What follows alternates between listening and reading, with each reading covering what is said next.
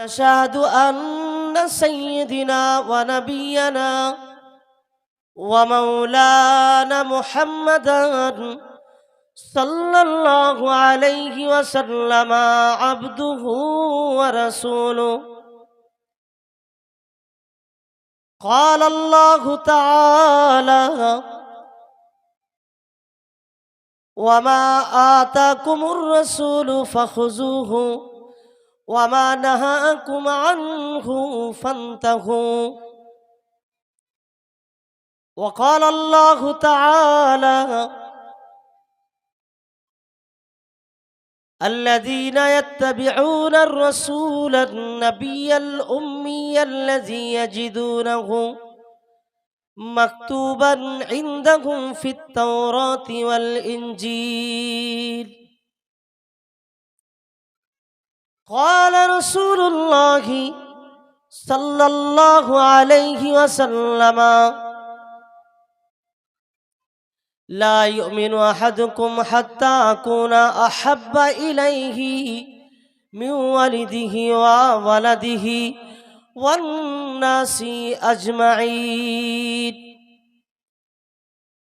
وقال الله تعالى: إن الله وملائكته يصلون على النبي يا أيها الذين آمنوا صلوا عليه وسلموا تسليما. اللهم সকলে আগে আগে আসো।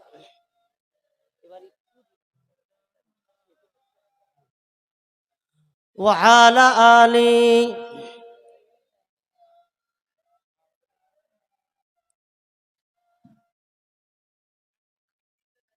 मेरे आँखों की पुतली में जलवाया मोहम्मद का, मेरे दिल की आईना में नक्शाया मोहम्मद का।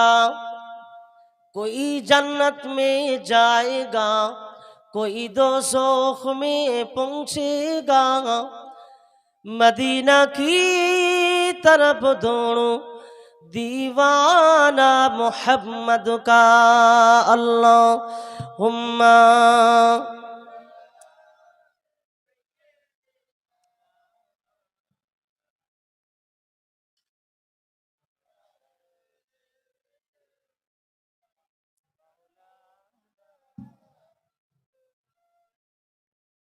इन हवाओं की कह दो न आई इधर, मुझको खुशबू से कोई ज़रूरत नहीं, जिनकी खुशबू से महकार है सारा जहां, वो खुशबू नबी की पसीने में है।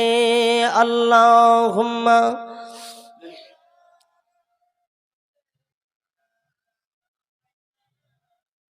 मोहब्बत पढ़ुन आला आली। आमी जदि हताम मदिनार बुलबुली, उड़े उड़े देखिताम मदिनार अली गली।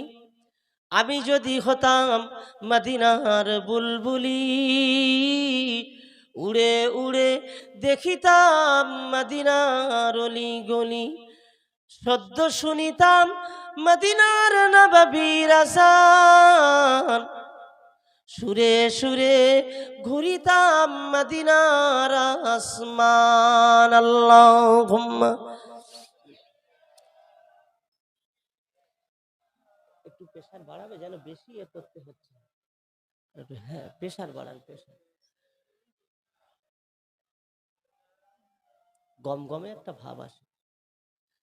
हस्बी रब्बी जल्लल्लाह मा फी कल्बी गैरुल्लाह, हस्बी रब्बी जल्लल्लाह मा फी कल्बी गैरुल्लाह, नूर मुहम्मद सल्लल्लाहु ला इलाहा इल्लल्लाह, ला इलाहा इल्लल्लाह, ला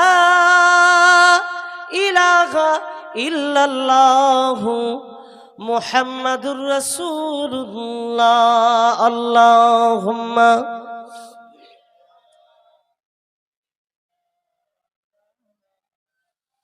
ওয়া আলা আলি সাইয়্যিদিনা।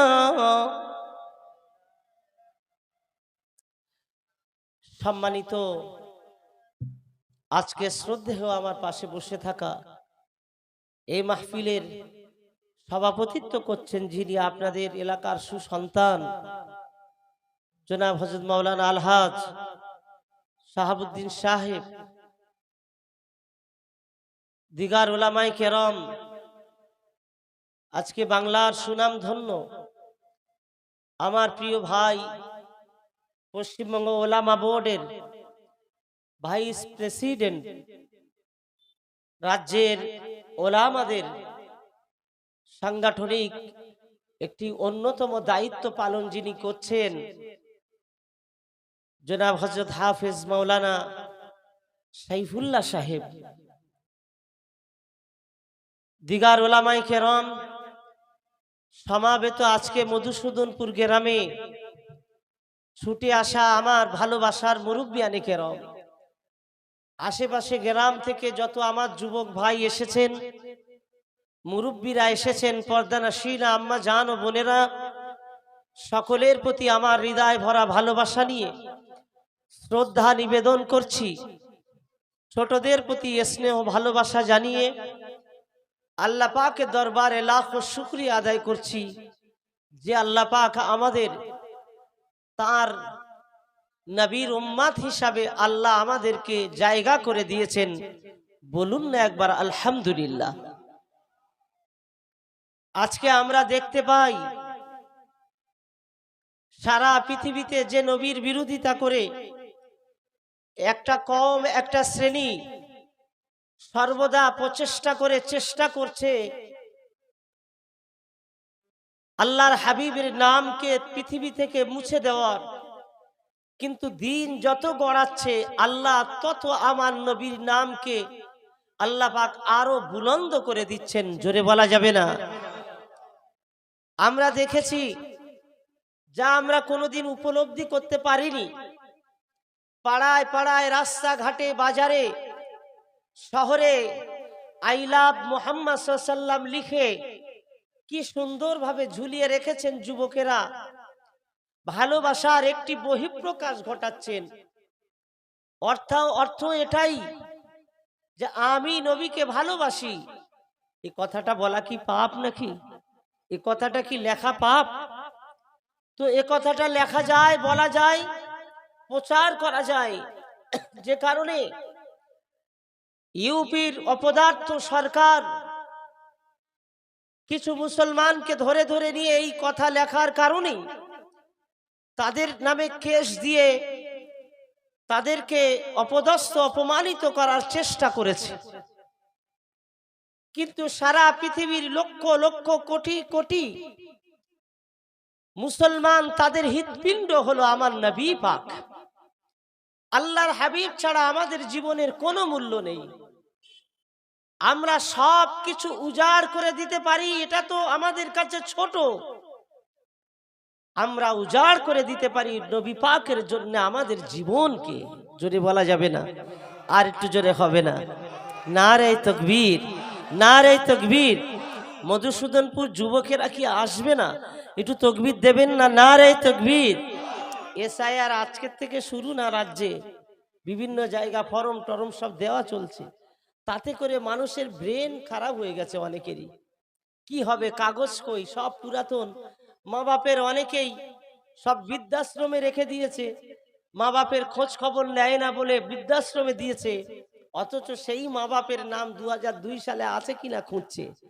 ঠেলায় পড়লে কি দেখো, তুমি বৃদ্ধাশ্রমে দিলে মা বাপের, এখন মা বাপের নাম খুঁজছো কেন? সবে তো শুরু হয়েছে, অনেক বাকি। দেখছিলাম মেদিনীপুরে 250 ফ্যামিলি কান্নার রোল উঠে গেছে। কেউ একটা ওই ফ্যামিলির মধ্যে কেউ মুসলমান নেই। আল্লাহ পাকের রহমত, পৃথিবী দেখে শিক্ষা নিতে হয়। এসআইআর করবে নিজেদের প্রুফ প্রমাণিত করার জন্য, আমার আইডেন্টিফাই করতে এসেছে যারা।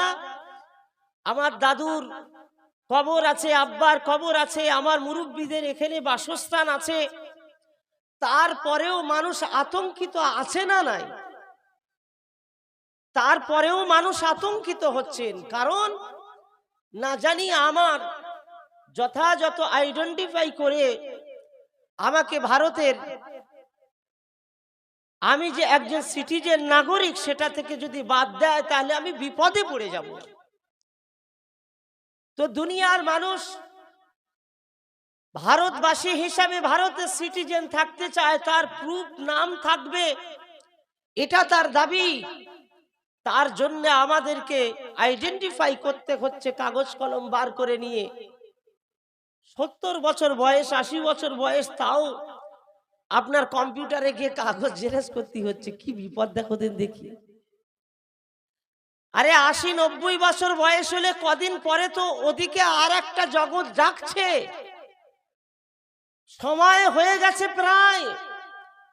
আল্লাহ পাক শুধু রেখে দিয়েছেন তাই, কিন্তু কখন ডাক এসে যাবে সেখানকার আইডেন্টিফাই কি হবে, আল্লাহর দরবারে সিটিজেনশিপ আপনি সত্যিকারে পাবেন কিনা বান্দা হিসাবে। আল্লাহ পাকের বান্দা লাখো লাখো আছে, কোটি কোটি, সবই আল্লাহর সৃষ্টি, এটা অস্বীকারের কিছু নাই। কিন্তু বান্দাদের ভিতরে অবাধ্য আছে আর আল্লাহ পাকের বাধ্য বান্দা আছে। অবাধ্য বান্দাদের জন্য আল্লাহর ঘোষণা আছে, আর বাধ্যদের জন্য আল্লাহ পাক সেও ঘোষণা করেছেন। আপনি কি বাধ্যের ভিতরে অবাধ্য না বাধ্য? এর হিসাবটা, কাগজপত্রটা এখন থেকে ঠিক করা দরকার আছে না নাই? ওহ, আল্লাহ পাকের হাবিব আমাদেরকে রাস্তা দেখিয়ে গেছেন। আজকে যারা আমার কথা শুনতে পাচ্ছেন, আমি আপনাদের কাছে কিছু বিবেকের কথা বলছি, ভেবে দেখবেন। আমরা সত্যিকারে আমাদের কাগজগুলো ঠিক করে নিতে পেরেছি, আমাদের জীবন জিন্দেগি শুরু হয়ে যাবে 70-80 বছর হায়াত দিলে তো তবে।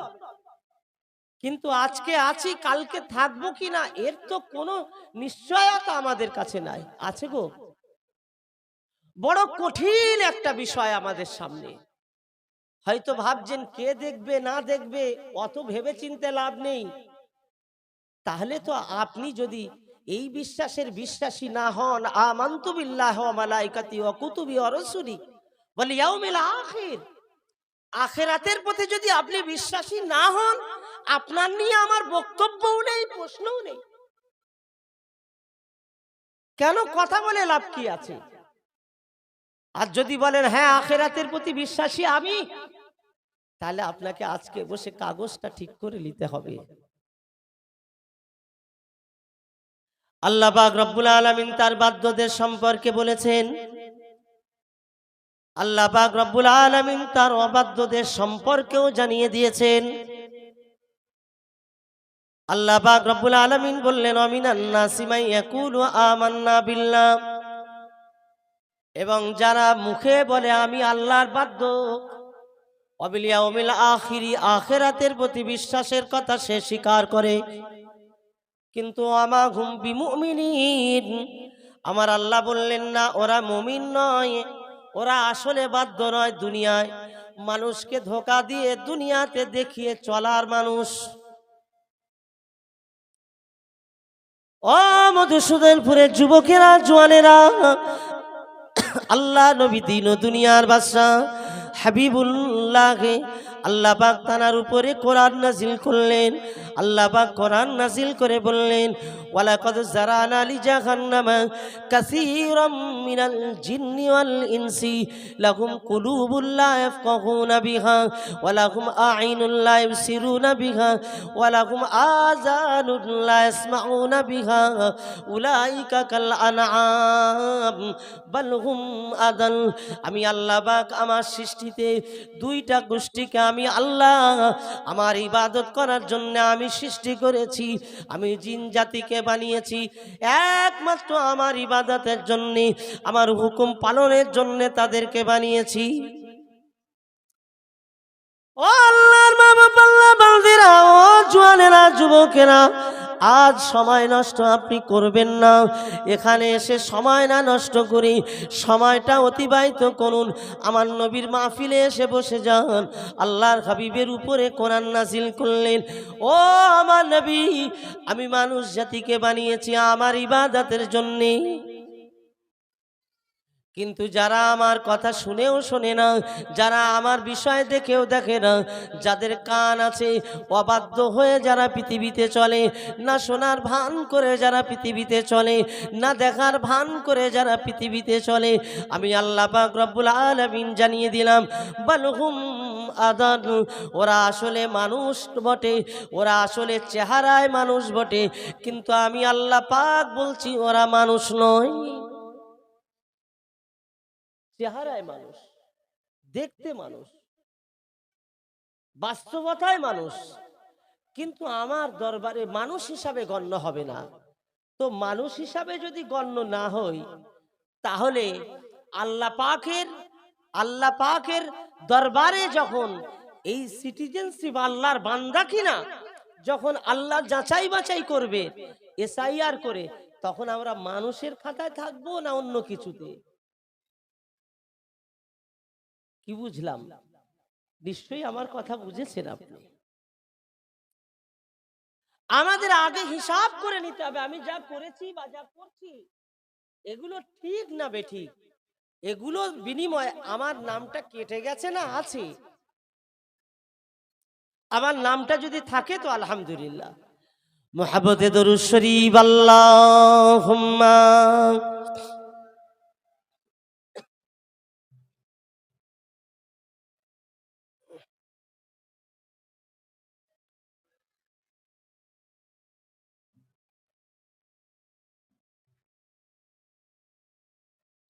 এখন শুরুর কথাটা আমার এটা, এই কথাটা বিশেষভাবে বললাম এই জন্যে, এই এসআইআর হচ্ছে বলে। তাই আসলে আমার বক্তব্য এটা নয়।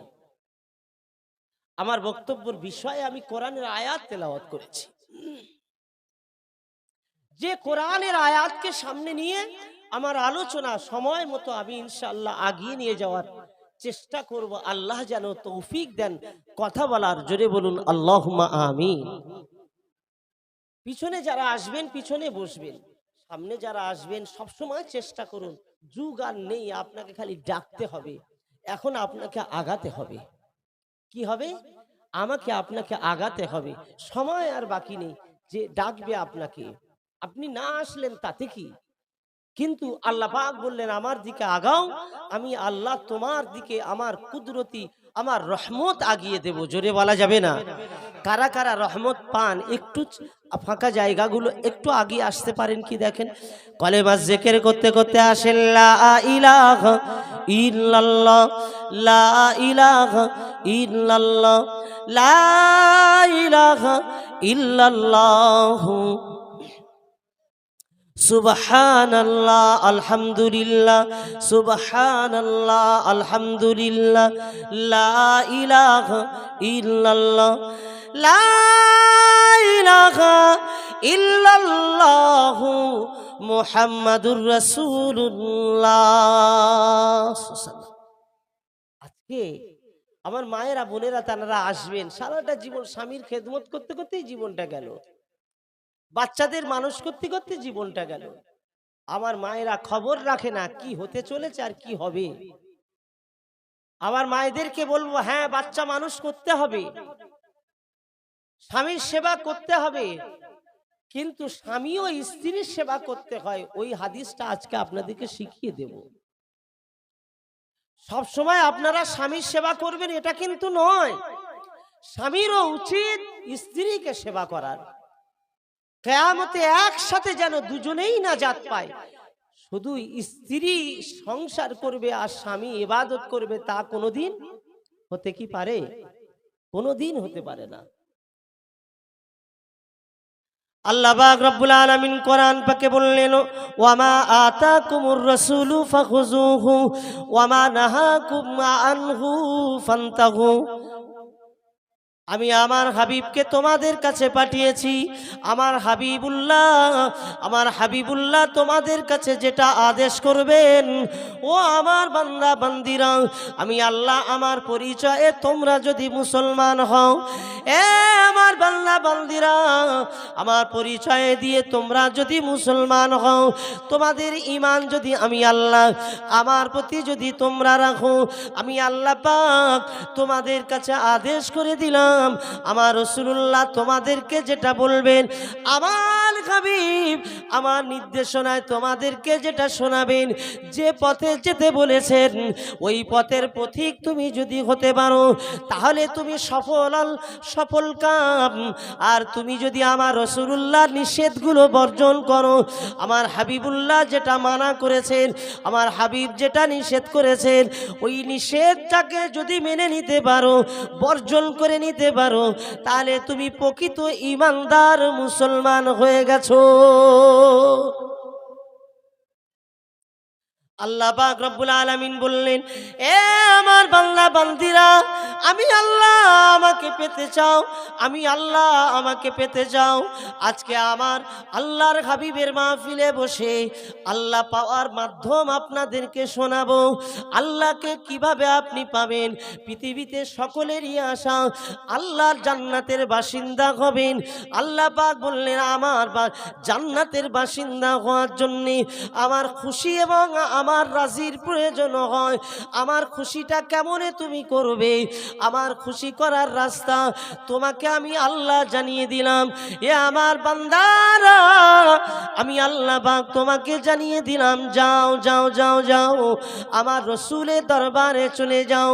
ইন কুনতুম তুহিব্বুনাল্লাহ, আমার রাসূলের দরবারে ফাত্তাবিউনি, আমি আল্লাহ আমাকে পাওয়ার আশা করছো? না না না না, আমি আল্লাহ আমাকে পাওয়ার আশা করলে তো হবে না।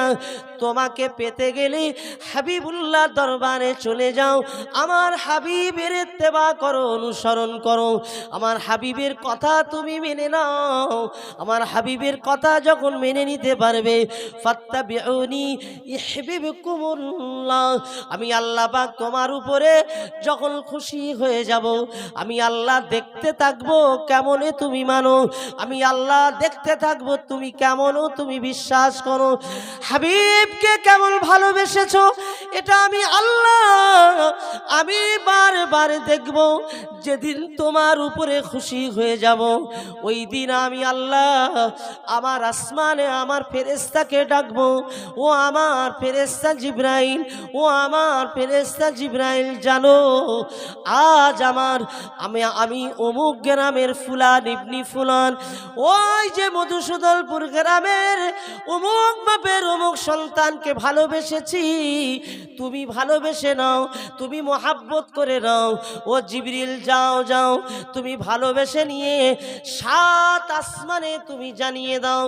तमाम আসমানগুলো জ্বালিয়ে দিয়ে জমিনে তুমি চলে যাও। আল্লাহর বান্দা, যে বান্দা আমার হাবিবুল্লাহকে ভালোবেসে নেবেন, আল্লাহর ফেরেশতা तमाम দুনিয়াতে প্রচার করে দেবেন, আল্লাহর ওই বান্দাকে আমার আল্লাহ ভালোবেসে নিয়েছে। একবার জোরে বলা যাবে না? আর একটু জোরে হবে না? আজকের হাবিবুল্লাহর ভালোবাসায় মাহফিল হচ্ছে, তো আমি তো সেই কথাই বলবো, সেই কথাই তো আলোচনা করব। আল্লাহ পাক রব্বুল আলামিন বললেন, ও আমার বান্দা বান্দিরা, আমার হাবিবুল্লাহর ভালোবাসাটা আমি আল্লাহ, তার রং লাল কি নীল, সবুজ কি কালো কি সাদা, এটা দেখার আমার কোনো বিষয় নয়।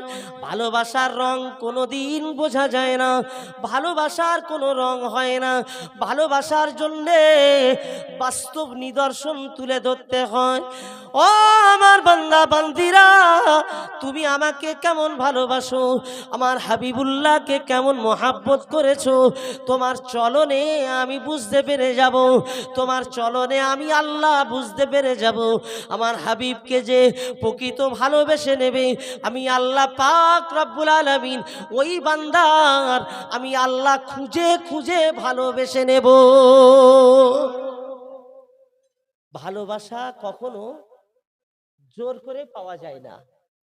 আল্লাহ বললেন, আমি যতক্ষণ না ভালোবাসা অন্তরে প্রবেশ করাই ততক্ষণ তোমার প্রতি ভালোবাসা পৃথিবীর কারো আসবে না। আরো একবার জোরে বলা যাবে না? তাহলে বিষয়টা খুব আমাদের কাছে এত সহজ যে আল্লাহ হাবিবকে যত বেশি জড়িয়ে ধরব আল্লাহর তত কাছে চলে যাব। ও মধুসূদনপুরের জওয়ানেরা, যুবকেরা, ও আল্লাহর মাহবুব বান্দা বান্দিরা, ও নওজওয়ানেরা, সোনার মানিকেরা, আল্লাহর হাবিব দিন ও দুনিয়ার বাদশাহ হাবিবুল্লাহ সাহাবাদেরকে বলেছিলেন, ও আমার সাহাবীরা, ও আমার সাহাবীরা, তুমি নামাজ পড়তে দাঁড়িয়েছো, তুমি আল্লাহর ইবাদতে দাঁড়িয়েছো, ফরজ ইবাদতে তুমি দাঁড়িয়েছো আল্লাহর হুকুম পালন করার জন্য, কিন্তু আমার আল্লাহ পাক রব্বুল আলামিন আমার সম্মানিত করেছেন কেমন জানো? তুমি নামাজে দাঁড়িয়েছো, সবে মাত্র 2 রাকাত নামাজ তোমার হয়েছে, সবে মাত্র তোমার 3 রাকাত নামাজ হয়েছে। এমন সময় আমি রাসূলুল্লাহ তোমাকে যদি ডাকি, ও আল্লাহর বান্দা, ও আমার সাহাবীরা, আল্লাহ পাকের ফরজ ইবাদতে তুমি দাঁড়িয়েছো আর আমি তোমার ডেকেছি, ও আমার সাহাবী, ও আমার সাহাবী, শোনো না, আমি যদি কারো নাম ধরে ডাক দিই, এক মুহূর্তে তোমার ওই নামাজ শেষ হোক আর না হোক, আমি রাসূলুল্লাহ আমার ডাকে সাড়া দিতে হবে। আপনি ফরজ ইবাদত করছেন আর রাসূলুল্লাহ ডেকেছেন, এখন ফরজ ইবাদতটা আগে না নবীর ডাকাটা আগে? কি বললেন? আল্লাহ পাক রব্বুল আলামিন বললেন, শুধু আমার হাবিবুল্লাহ সাড়া তুমি দেবে এটা নয়, যাও যাও, আমার হাবিব ডেকেছেন, আমার হাবিবকে কষ্ট দিও না, দ্বিতীয়বার যেন আর না ডাকতে হয়, যাও চলে যাও। তুমি যদি আমার হাবিবের কথা শোনো, তোমার আমার হাবিবের কথা শুনতে যত সময় তোমার অতিবাহিত হবে, সমস্ত সময়গুলো তুমি ইবাদতের ভিতরে দাঁড়িয়ে আছো বলে আমি আল্লাহ পাক গণ্য করে দেব। জোরে হবে না? নারে তাকবীর, নারে তাকবীর। আল্লাহর হাবিব ডেকে বললেন, যাও তুমি একটু ঢোলার বাজার থেকে ঘুরে আসো, গিয়ে একটু এই খাবার টাবার কিনে আনো। এখন 3 রাকাত নামাজ পড়েছেন, 4 রাকাতে যাওয়ার আগে ডেকেছেন, তারপরে গিয়ে ঢোলাই থেকে খাবার টাবার কিনে এনে ঘুরে নবীর দরবারে এসেছেন। আমি উদাহরণ দেওয়ার জন্য ঢোলাকে সামনে এনে বলছি। তাহলে এইটা লম্বা সময় লাগবে কি লাগবে না? এই মধুসূদনপুর থেকে যাওয়া আসা সময় লাগবে, মানুষের সঙ্গে কথা বলতে হবে, কেনাকাটা করতে হবে। আল্লাহর হাবিব বললেন, তুমি যা সময় দিয়েছো, যা কেনাকাটা করেছো তো করেছো, তুমি এই পুরো সময়টা তুমি ইবাদতে আছো এবং এসে তোমার 3 রাকাতের পরে আর 1 রাকাত বাকি, সেইটা আদায় করে নেবে, তোমার 4 রাকাত পূরণ হয়ে যাবে। জোরে বলা যাবে না? আর একটু জোরে হবে না? সেই হাবিবের আলোচনা শুনতে বসেছি। আল্লাহ পাকের নবী, দয়া নবী, আমার আপনার নবী, নূর নবী জনাবে মুহাম্মদুর রাসূলুল্লাহ সাল্লাল্লাহু আলাইহি ওয়াসাল্লাম, হুজুর আমার পাক জবানে বললেন, ওয়া ইন্নাকা আলা খুলুকিন আযীম। আমার আল্লাহ আমাকে সর্বোচ্চ মর্যাদা দিয়েছেন। আমি আমার রাসূলুল্লাহকে আল্লাহ পাক বললেন, আমি আমার হাবিবকে সর্বোচ্চ চরিত্রের অধিকারী বানিয়েছি। এ মধুসূদনপুরের জওয়ানেরা, যুবকেরা, ও আল্লাহর মাহবুব বান্দা বান্দিরা, আজকের হাবিবের মহাব্বতে এসে বসেছেন। আজকের আমার হাবিবের জন্য আপনি যে জিকিরের মাহফিলে বসেছেন, যে আলোচনার মাহফিলে বসেছেন, আল্লাহ পাক বললেন, ও আমার বান্দারা, একদিন নয়, 2 দিন নয়, সারা রাত কেবল নয়, সারা জীবন যদি আমার রাসূলের আলোচনা হয় আর তুমি যদি শুনতে থাকো, ওই তামাম আলোচনাটা আমি আল্লাহ আমার জিকির করেছো বলে আমি আল্লাহ গণ্য করে দেব। হুজুরের শান আলোচনা, মান আলোচনা আল্লাহ জিকিরের অন্তর্ভুক্ত হয়ে যাবে। বুঝতে অসুবিধা হয়ে যাচ্ছে নাকি? কষ্ট হচ্ছে না তো কথা বুঝতে? আলহামদুলিল্লাহ। আর একটু জোরে তাকবীর দেন, নারে তাকবীর। আর একটু মহাব্বতে বলুন, নারে তাকবীর। আমার কানে আওয়াজটা খালি বাজাচ্ছেন নাকি? আর আর একটু তোলেন তো, তোলেন। ও কেটে যায়, যা কেটে গেলে আমি টাকা দেবো না। কেটে দাও, জোরে দাও, জোরে দাও, একটু দাও। হ্যাঁ, প্রেসার দাও, আর একটু জোরে দাও, ভলম বাড়াও, বলো।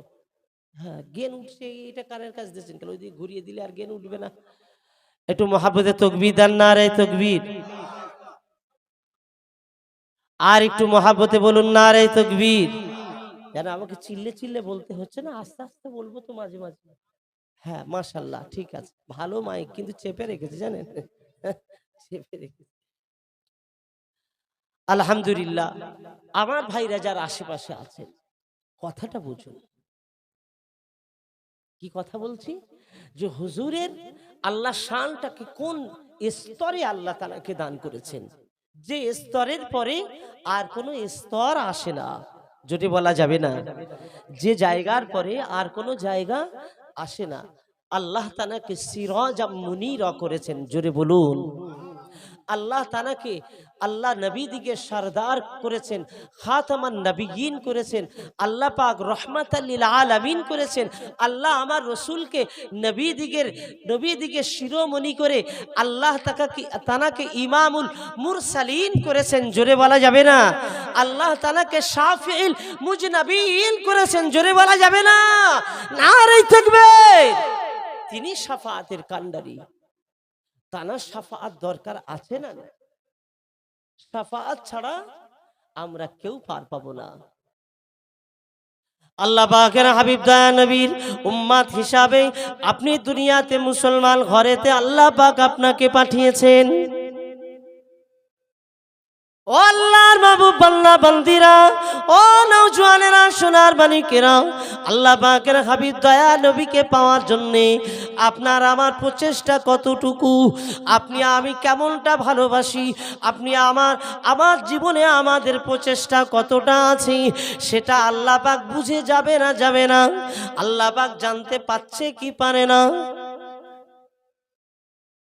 দুনিয়া পাওয়ার জন্য আমি লালায়িত, দুনিয়া পাওয়ার জন্য আমি যতটা মেহনতটা করি, আল্লাহর হাবিবকে পাওয়ার জন্য আমার মেহনতটা কত, দুনিয়া পাওয়ার জন্য আমার ভালোবাসাটা যতটুকু, আল্লাহ রসুলকে পাওয়ার জন্য আমার ভালোবাসাটা কত, মেহনতটা কত, সেটা আল্লাহ পাক জানতে পারে কি পারে না?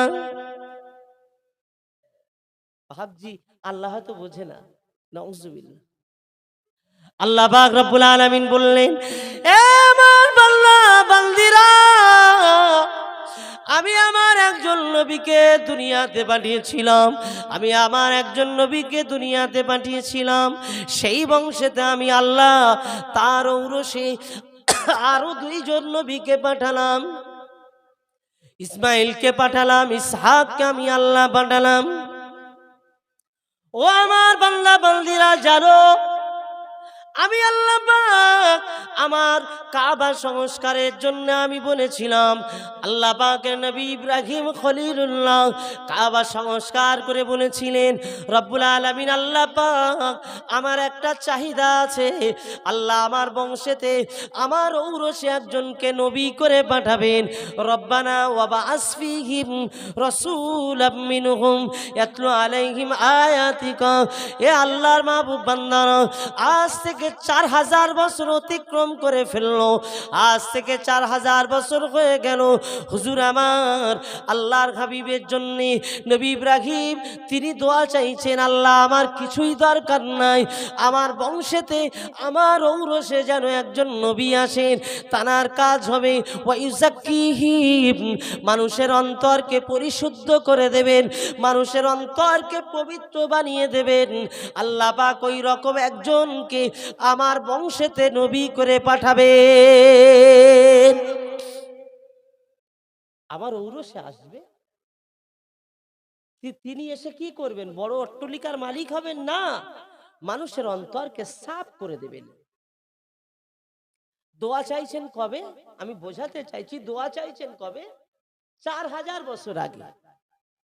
আর আমরা হুজুরের জামানায় এসে 1500 বছর সবেমাত্র অতিক্রম করছে। সেই হুজুর আমরা পেলাম সেই জামানায়, কিন্তু আমরা চাইছি না কিছু। তাহলে আমরা হতভাগা, কপাল ফাটা কি অন্য কিছু? ইব্রাহিম নবীর অভাব কিসের? তিনিই তো খোদ নবী, তার 2 ছেলেও তো নবী। অভাব নেই, তবু কেন এই চাহিদা? আর আমাদের টোটালটাই অভাব, আমাদের চাহিদা নেই।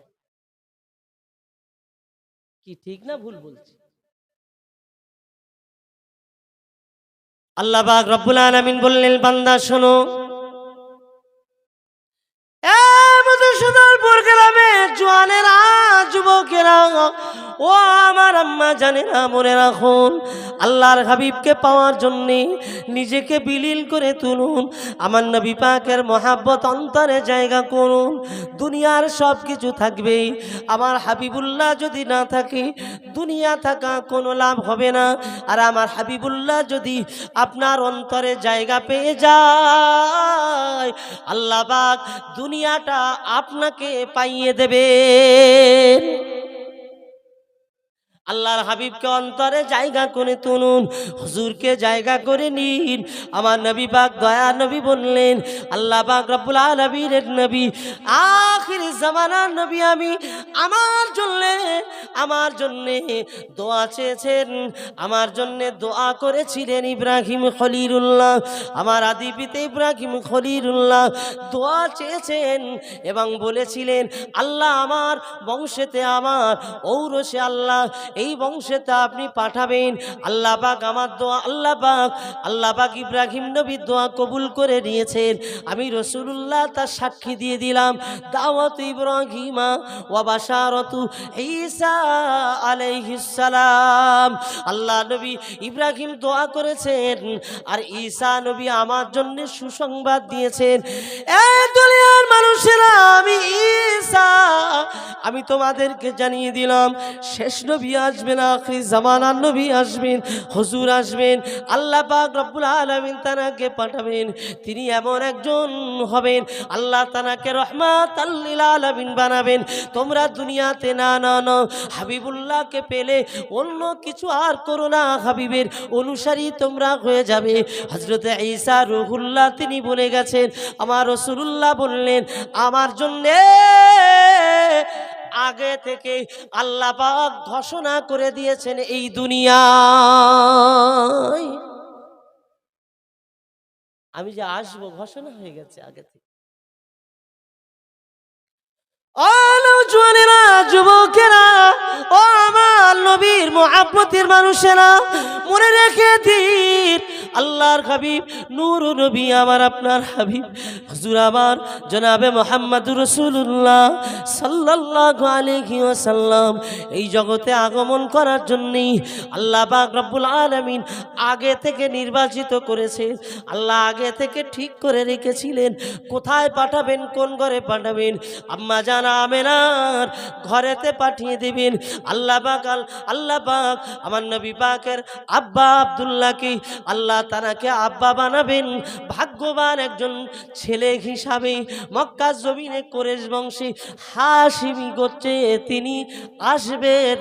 আল্লাহ পাক তানার আব্বা জানের কপালে নূর সংরক্ষিত করে রেখেছিলেন। মহান আল্লাহ আগে থেকে ঠিক করেছেন। আম্মা আমেনা বলেছিলেন, ও মক্কার নারীরা, মদিনার মেয়েরা, তোমরা অনেকেই চেষ্টা করেছো আব্দুল্লাহকে বিয়ে করার জন্য, কিন্তু আমি তো আব্দুল্লাহকে যেদিন দেখেছিলাম, আমি আব্দুল্লাহকে যেদিন আমার বাড়িতে দেখলাম, আমার আব্বাজান আব্দুল ওয়াহাব জুহুরির বাড়িতে যখন আমি আব্দুল্লাহকে দেখলাম, আমি দেখি অবাক হয়ে গিয়েছিলাম। সেদিন আমি ভেবেছিলাম আব্দুল্লাহ কোনো সাধারণ ব্যক্তি নয়। এই মক্কা মদিনার মেয়েরা, আমি আমেনা আমি কোনোদিন কল্পনা করতে পারিনি, আমি কোনোদিন ভাবতে পারিনি আব্দুল্লাহর সঙ্গে আমার বিবাহ হবে। তবে আগে কিছু আমি নমুনা পেয়েছিলাম, সেই নমুনা অনুসারে বাস্তবতার সঙ্গে নমুনা যখন বাস্তবে প্রমাণিত হবে, আমি 1 তারিখে দেখতে পেলাম আব্দুল্লাহর আব্বাজান আব্দুল মুত্তালিব আমাদের বাড়িতে এসে যখন আমার বিবাহের প্রস্তাবটা আব্বাজানের কাছে দিলেন, আল্লাহ পাকের কুদরত, আল্লাহ পাকের বড় দয়া, আমার আব্দুল্লাহর সঙ্গে আমার বিবাহ হয়ে গেল। যেদিন আমি আব্দুল্লাহর সঙ্গে এক ঘরে ছিলাম, ও মদিনা মক্কার মেয়েরা তোমরা জানো, ওই ঘরেতে থাকার পরে সর্বপ্রথমে আমি আমার স্বামীর কপালে আমি একটা বুসা দিয়েছিলাম। ভালোবাসার বুসা যখন আমি দিলাম, এই মুহূর্তে দেখতে পেলাম আমার শরীরটা যেন আলাদা হয়ে গেল, আমার চেহারাটা আলাদা হয়ে গেল। আব্দুল্লাহর কপালে যে নূরের জ্যোতিটা দেখতে পেতাম, ওই মুহূর্ত থেকে আর দেখতে পাই না। আমার শরীরের চেহারায়, আমার শরীরে যেন সেই নূরটা প্রবেশ করেছে। ও মক্কার মদিনার মেয়েরা, আমি আমেনা, সেই দিন থেকে আমার শরীর পরিবর্তন হয়ে গেল, আমার সব কিছু আলাদা হয়ে গেল। কয়েকদিন না যেতে যেতে যেতে যেতে আমি রাতের বেলা ঘুমাই, আমার মাথার কাছে এক অচেনা ব্যক্তি এসে আমাকে আমেনা আমেনা বলে ডাকছিলেন। আমি আমেনা, আমি ওই সময় ঘুমের ভিতরে আমি দেখতে লাগলাম, তিনি আমাকে পরিচয় করে দিলেন। ও আমেনা, জানো তুমি বড় ভাগ্যবতী নারী, তোমার কপালটা বড় করেছেন আমার আল্লাহ। আমি অন্য কেহ নয় আমেনা, আমি হলাম আল্লাহর ফেরেশতা জিবরাইল আমিন আলাইহিস সালাম। আমি এসেছি একটা সুসংবাদ দেওয়ার জন্যে। ও আমেনা, তুমি দুনিয়ার কোনো সাধারণ নারী আর নয়, দুনিয়ায় কোনো সাধারণ মহিলা আর নয়। আল্লাহ পাক আপনাকে নবীর মা বানিয়েছে। ও আমেনা, নিজেকে সাবধান করে রাখো, নিজেকে সতর্ক করে রাখো। আজ আমার আল্লাহ পাক তিনি তোমার গর্ভেতে এমন একটা সন্তান দিয়েছেন, যে সন্তানটা আখিরি জামানার নবী হবেন, যে সন্তানটা আখিরি জামানার রসুল হবেন। আল্লাহ পাক রব্বুল আলামিন তার নামটা জানিয়ে দিয়েছেন, তার নামটা আসমানে আহমদ আর দুনিয়া জমিনে মুহাম্মদ বলে নাম রাখতে বলেছে। ও মধুসূদনপুরের যুবকেরা, ও নওজোয়ানেরা, যুবকেরা, শুনে রাখো, আল্লাহ পাক রব্বুল আলামিন আমার হাবিবের মায়ের আমার আল্লাহ আগে থেকে নির্বাচিত করে রেখেছেন, আগে থেকে সিদ্ধান্ত করে রেখেছিলেন। সব আল্লাহর ইশারায় হয়। আল্লাহ পাক রব্বুল আলামিন যেমনটি চান তেমনটি হন। আখিরি জামানা রাসূল দয়া নবী হাবিবুল্লাহ দুনিয়াতে আসবেন, মানুষের অন্তরকে পরিচ্ছন্ন বানাবেন, কোনো হিংসা রাখবে না, কোনো বিদ্বেষ রাখবে না, কোনো কারের প্রতি আক্রোশ মানুষ করবে, কোনো রকম দলাদলি রাখবে না। তিনি একটা স্বচ্ছ সমাজ বানাবেন। হাবিবুল্লাহ সেই রকম একজন সন্তান আম্মাজানের গর্ভে আসবে। সেই আম্মাজান তো সাধারণ কোনো মহিলা নয়। আম্মাজান বলেন, যেতে যেতে কয়েক মাস হয়ে গেল, আল্লাহ পাক আমার স্বামীকে আল্লাহ পাক এমন আদর্শবান বানিয়েছিলেন, আমার স্বামী কোনোদিন আমার কষ্ট দিত না। আমি আমার স্বামীর প্রত্যেকটা ব্যবহারে খুশি। 1 তারিখে আমার স্বামী বলছেন আমি সিরিয়াতে ব্যবসা যাব, ব্যবসার সব সরঞ্জাম আমি বানিয়ে দিলাম। তিনি ব্যবসায় বার হয়ে চলে গেলেন, আমাকে বলে গেলেন নিজেকে যত্ন রেখো, আমি বিদায় নিয়ে চলে যাচ্ছি। আমার স্বামী বিদায়ের পরে যখন খবর আসলো, আমি মর্মাহত হয়ে হয়ে পড়লাম। আমার স্বামী আবওয়া নামক একটি স্থানে তিনি যেতে যেতে যেতে যেতে সেই জায়গায় অসুস্থ হয়ে তিনি বিদায় নিয়েছেন, দুনিয়াতে আর তিনি নাই। এই খবরটা আমার কাছে চলে আসলো। আমি আমেনা যখন আমার কাছে এই খবরটা এসেছে, আমি অত্যন্ত মর্মাহত হয়ে পড়লাম। আমার তো আর কিছু করার নাই। আমার আমার শ্বশুর আব্বা আমাকে ডেকে বলেছিলেন, এ আমেনা, আমি আব্দুল মুত্তালিব তোমাকে জানিয়ে দিই, শুনে রাখো, যদি মন চায় বাপের বাড়ি যাবে যেতে পারো, কিন্তু না না না না, আমাকে তুমি যদি বাপের মতো মর্যাদা দাও, আমার সন্তান নাই, তুমি আমার কন্যার মতো হয়ে যতদিন আমার সংসারে থাকবে, আমি কোনোদিন তোমাকে কষ্ট দেব না। হযরত আব্দুল মুত্তালিব কাবার মাতোয়াল্লি ছিলেন, প্রভাবশালী একজন মানুষ ছিলেন, কোন সাধারণ ব্যক্তি তিনি ছিলেন না। তিনি কাবার দায়িত্ব ছিলেন। কাবার দায়িত্ব যিনি থাকেন, সমাজে তার মান মর্যাদা বেশি হয়। আল্লাহ পাকের বান্দা আব্দুল মুত্তালিব নিজের বৌমাকে বলেছিলেন, আমেনা, আমি তোমাকে সান্ত্বনা দিতে পারি না, সান্ত্বনা দেওয়ার মতো আমার কাছে কিছু নাই। ও আমেনা, আমার আব্দুল্লাহ দুনিয়াতে নাই, বড় তুমি কষ্টে পড়ে গেছো। আম্মা জান আমেনা বলেন, আমি একটা ভাঙা ঘরে থাকতাম। আমি আমেনা ওই ভাঙা ঘরেতে আমি আমার মতো থাকতাম। আমার সরঞ্জামের প্রয়োজন হয়, আমি নিজে নিজে কুয়ার পানিটা আনতে যেতাম। ও মক্কার নারীরা, ও দুনিয়ার মহিলারা জানো, আমি আমেনা যখন আমার পানি আনার ব্যবস্থা করার জন্যে, পানির ব্যবস্থার জন্যে যখন ঘর থেকে বার হয়ে যেতাম, আমি আমেনা ঘর থেকে বার হয়ে কুয়ার নিকটে যাব। কুয়ার কাছে গিয়ে আমি যখন উপস্থিত হব, ঠিক এই মুহূর্তে দেখতে পেতাম কুয়ার আশেপাশে মক্কার বহু মহিলারা অপেক্ষা করে। কেন তারা অপেক্ষা করে জানো? আমি আমেনা যেই না কুয়ার কাছে চলে যাই, যে কুয়ার পানিটা অনেক তলদেশে থাকে, কুয়ার পানিটা তুলতে অনেক কষ্ট হয়, কিন্তু আমি আমেনা, আল্লাহর কি দয়া, কাবার মালিক আমার জন্যে কুয়ার পানিটা যাওয়ার সাথে সাথে উপরে তুলে দেয়।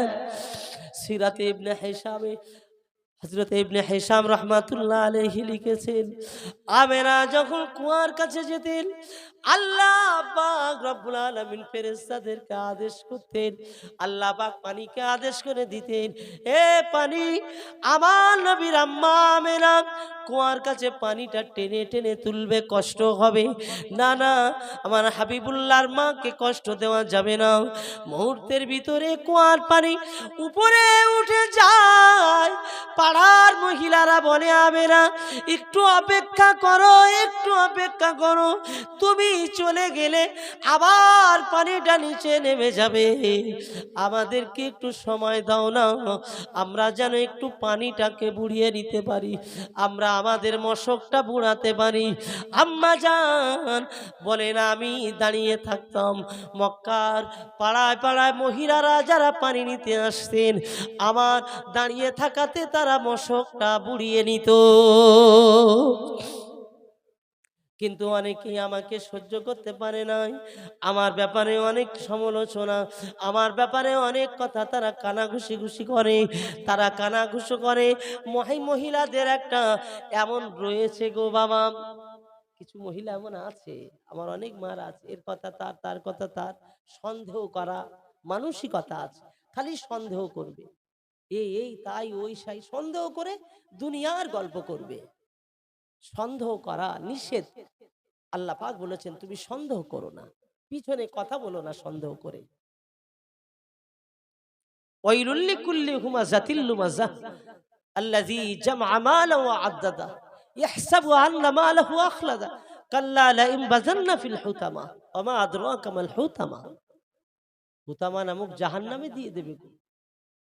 পশ্চাতে নিন্দা করা, পশ্চাতে কথা বলা, পিছনে কথা বলা। ও আমার আম্মা জানেরা, মনে রাখুন, আমার হাবিবের মা নবী দিকে সরদার বানাবেন। তানার আম্মা জান আমিনা, আম্মা জান বলেন আমার পশ্চাতে অনেক অনেক কথা হয়। এক তারিখে আমার শ্বশুর আমাকে ডাকলেন, আব্দুল মুত্তালিব আমাকে ডেকে বললেন, ও বাবা, ও বৌমা, শোনো না মা, তোমার সঙ্গে দুটো কথা আছে মা। বলতে বড় লজ্জা পায়, তবু আমার বলতে হয়।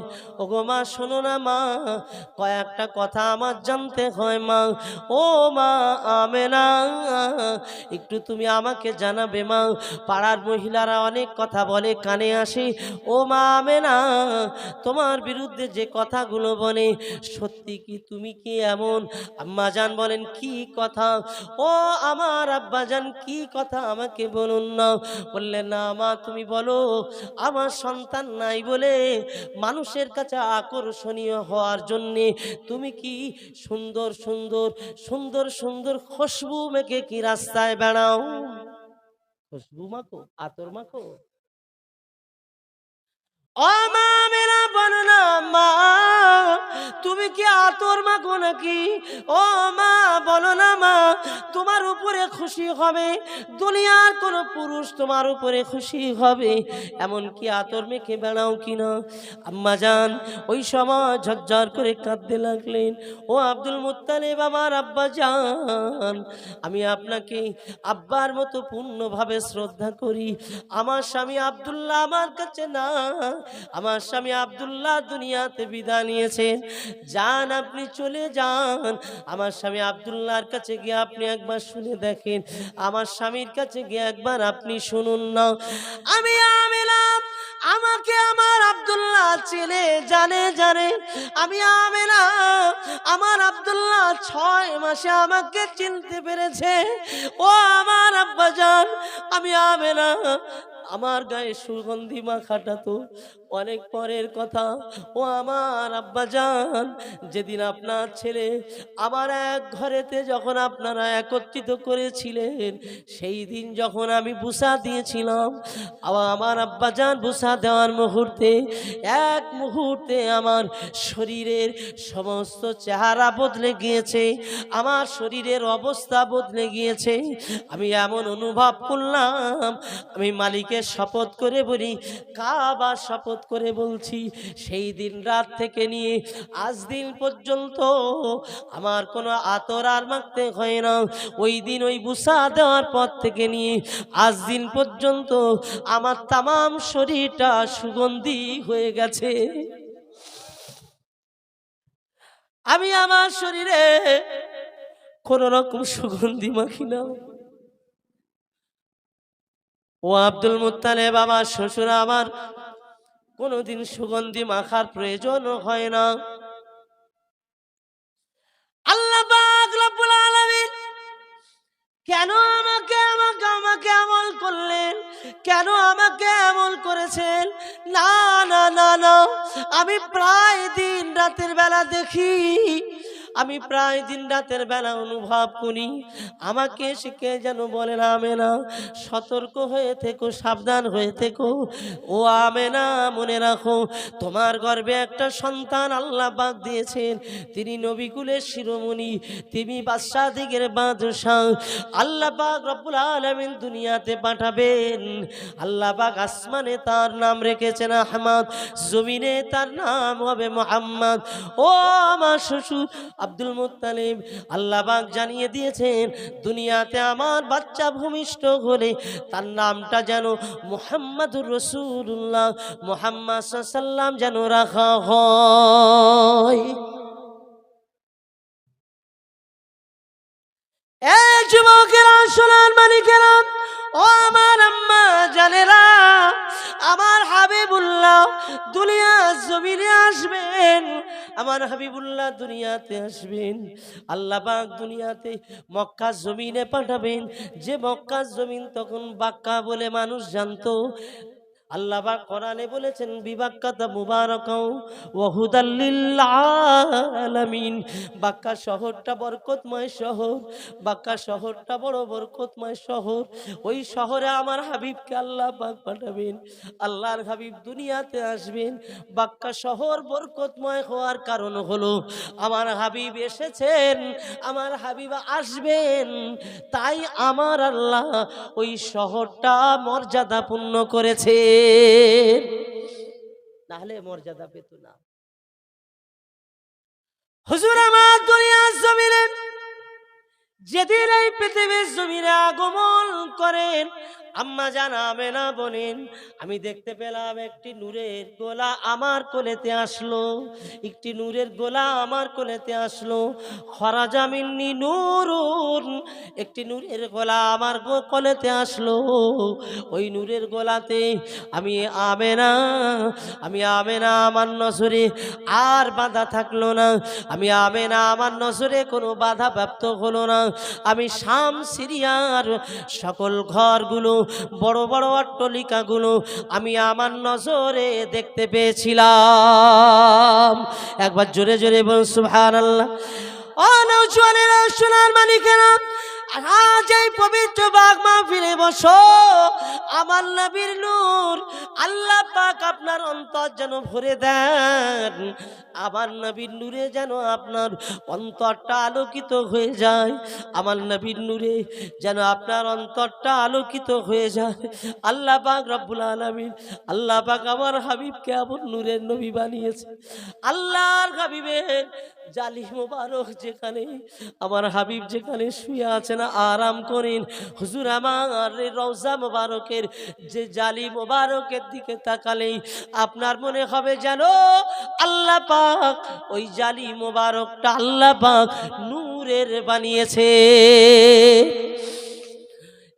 যুবকেরা, হাবিবুল্লাহ নূরে আল্লাহ পাক তামাম দুনিয়া আলোকিত করে দিয়েছেন।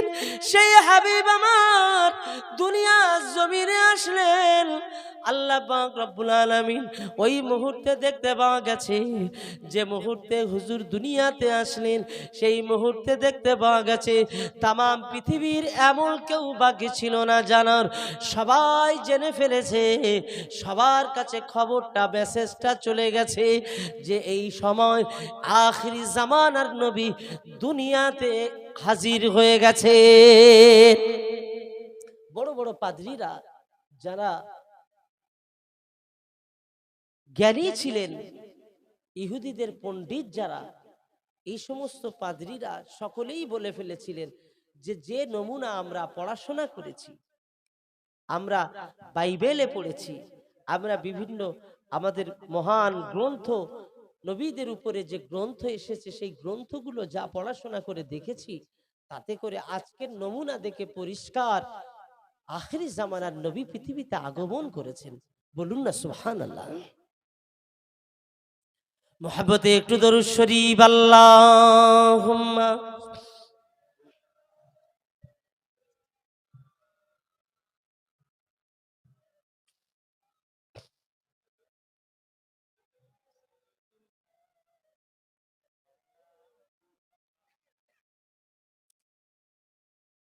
इन हवाओं की कह दो ना आई इधर, मुझको खुशबू से कोई जरूरत नहीं, जिनकी खुशबू से महकार है सारा जहां, वो खुशबू नबी की पसीने में है। अल्लाहुम्मा।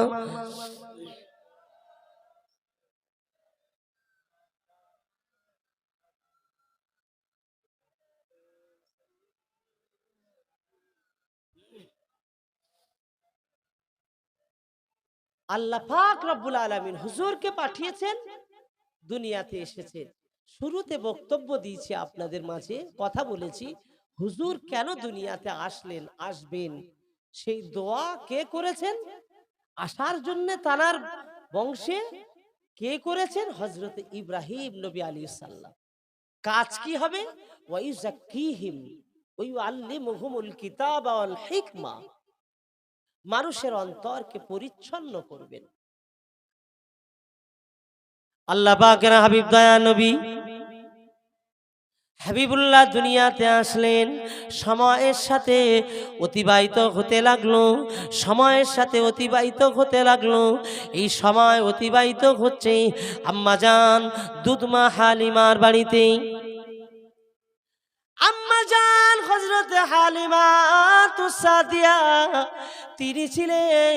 তিনি ছিলেন এমন একজন মহিলা, ও আল্লাহর মাহবুব বান্দা বান্দিরা, তিনি তানার বাড়িতে তায়েফে তিনি তায়েফ থেকে এসে আল্লাহ রসুলের ছোটবেলাতে শিশু নবীকে নিয়ে তিনি মানুষ করার জন্যে, বড় করার জন্যে, দুধ পান করাবার জন্যে, সুন্দর করে তানাকে বড় করার জন্যে নিয়ে গেছেন। আম্মা হালিমা দুধমা বলেছিলেন, আমার বাড়িতেই আমি আমার হাবিবকে যেদিন নিয়ে গেছি, আমি শিশু মুহাম্মদ সাল্লামকে যেদিন নিয়ে গেছি, কোলে নেওয়ার পর থেকে আমার রহমত বরকত আর বরকত, আমার সব কিছুতে বরকত ভরে গেছে, কোনো আর অভাব ছিল না। হাদিসে এসেছে, হুজুরকে যারা কাছে করে নিতে পেরেছেন আল্লাহ তাদের জীবনটা বরকতময় করে দেন। জোরে বলা যাবে? আরেকটু জোরে বলেন না। হুজুরকে আমরা যদি নিতে পারতাম তাহলে আমাদের তার কোনো অভাবই হতো না, আর চিন্তাও হতো না। যুবকেরা শুনে রাখো, আখিরের জামানা নবী নূর নবী হাবিবুল্লাহ আল্লাহ পাক রব্বুল আলামিন দুনিয়াতে আল্লাহ তাআলাকে বড় করবেন, আল্লাহ তাআলাকে নবীদিকে সরদার বানাবেন। আল্লাহ তাআলাকে নবীদিকে সরদার করার জন্য আমার আল্লাহ 4 বছর আম্মাজান হালিমার 4 বছর বয়স হয়ে গেল। 4 বছর বয়সে হুজুর আমার 2 বছর বয়সে একবার আম্মাজান হালিমা দুধমা নিজের মায়ের কাছে নিয়ে চলে আসলেন।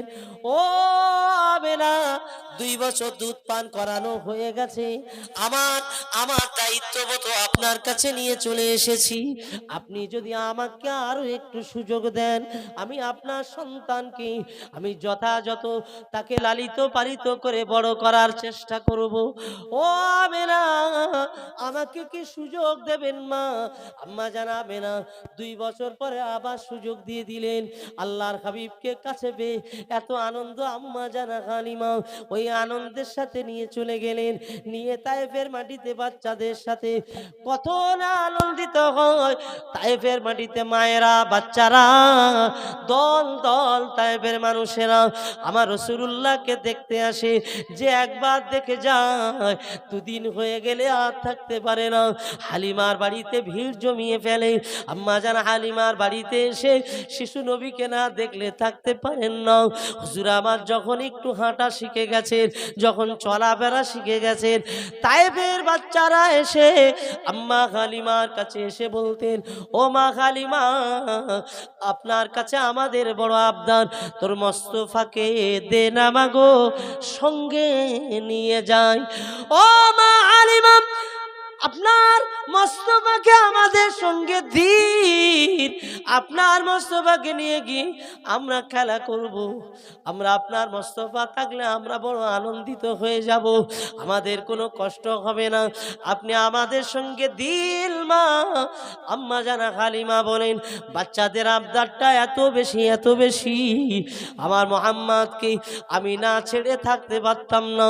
আর আবার মোহাম্মদ শিশু মোহাম্মদ সাল্লাল্লাহু সে বাচ্চাদের সঙ্গে খেলায় যায়। 1 তারিখ হয়ে গেল, 4 বছর বয়স হাবিবুল্লাহ, 4 বছর বয়স। এমন একটা দিন পাড়ার ছেলেরা বাচ্চারা দল দল খেলা করছিল, তারা একটা মুহূর্তে দৌড়ে দৌড়ে মা মা করে দৌড়ে দৌড়ে ও মা হালিমা দৌড়ে দৌড়ে এসে আমার কাছে হাজির হয়ে গেল।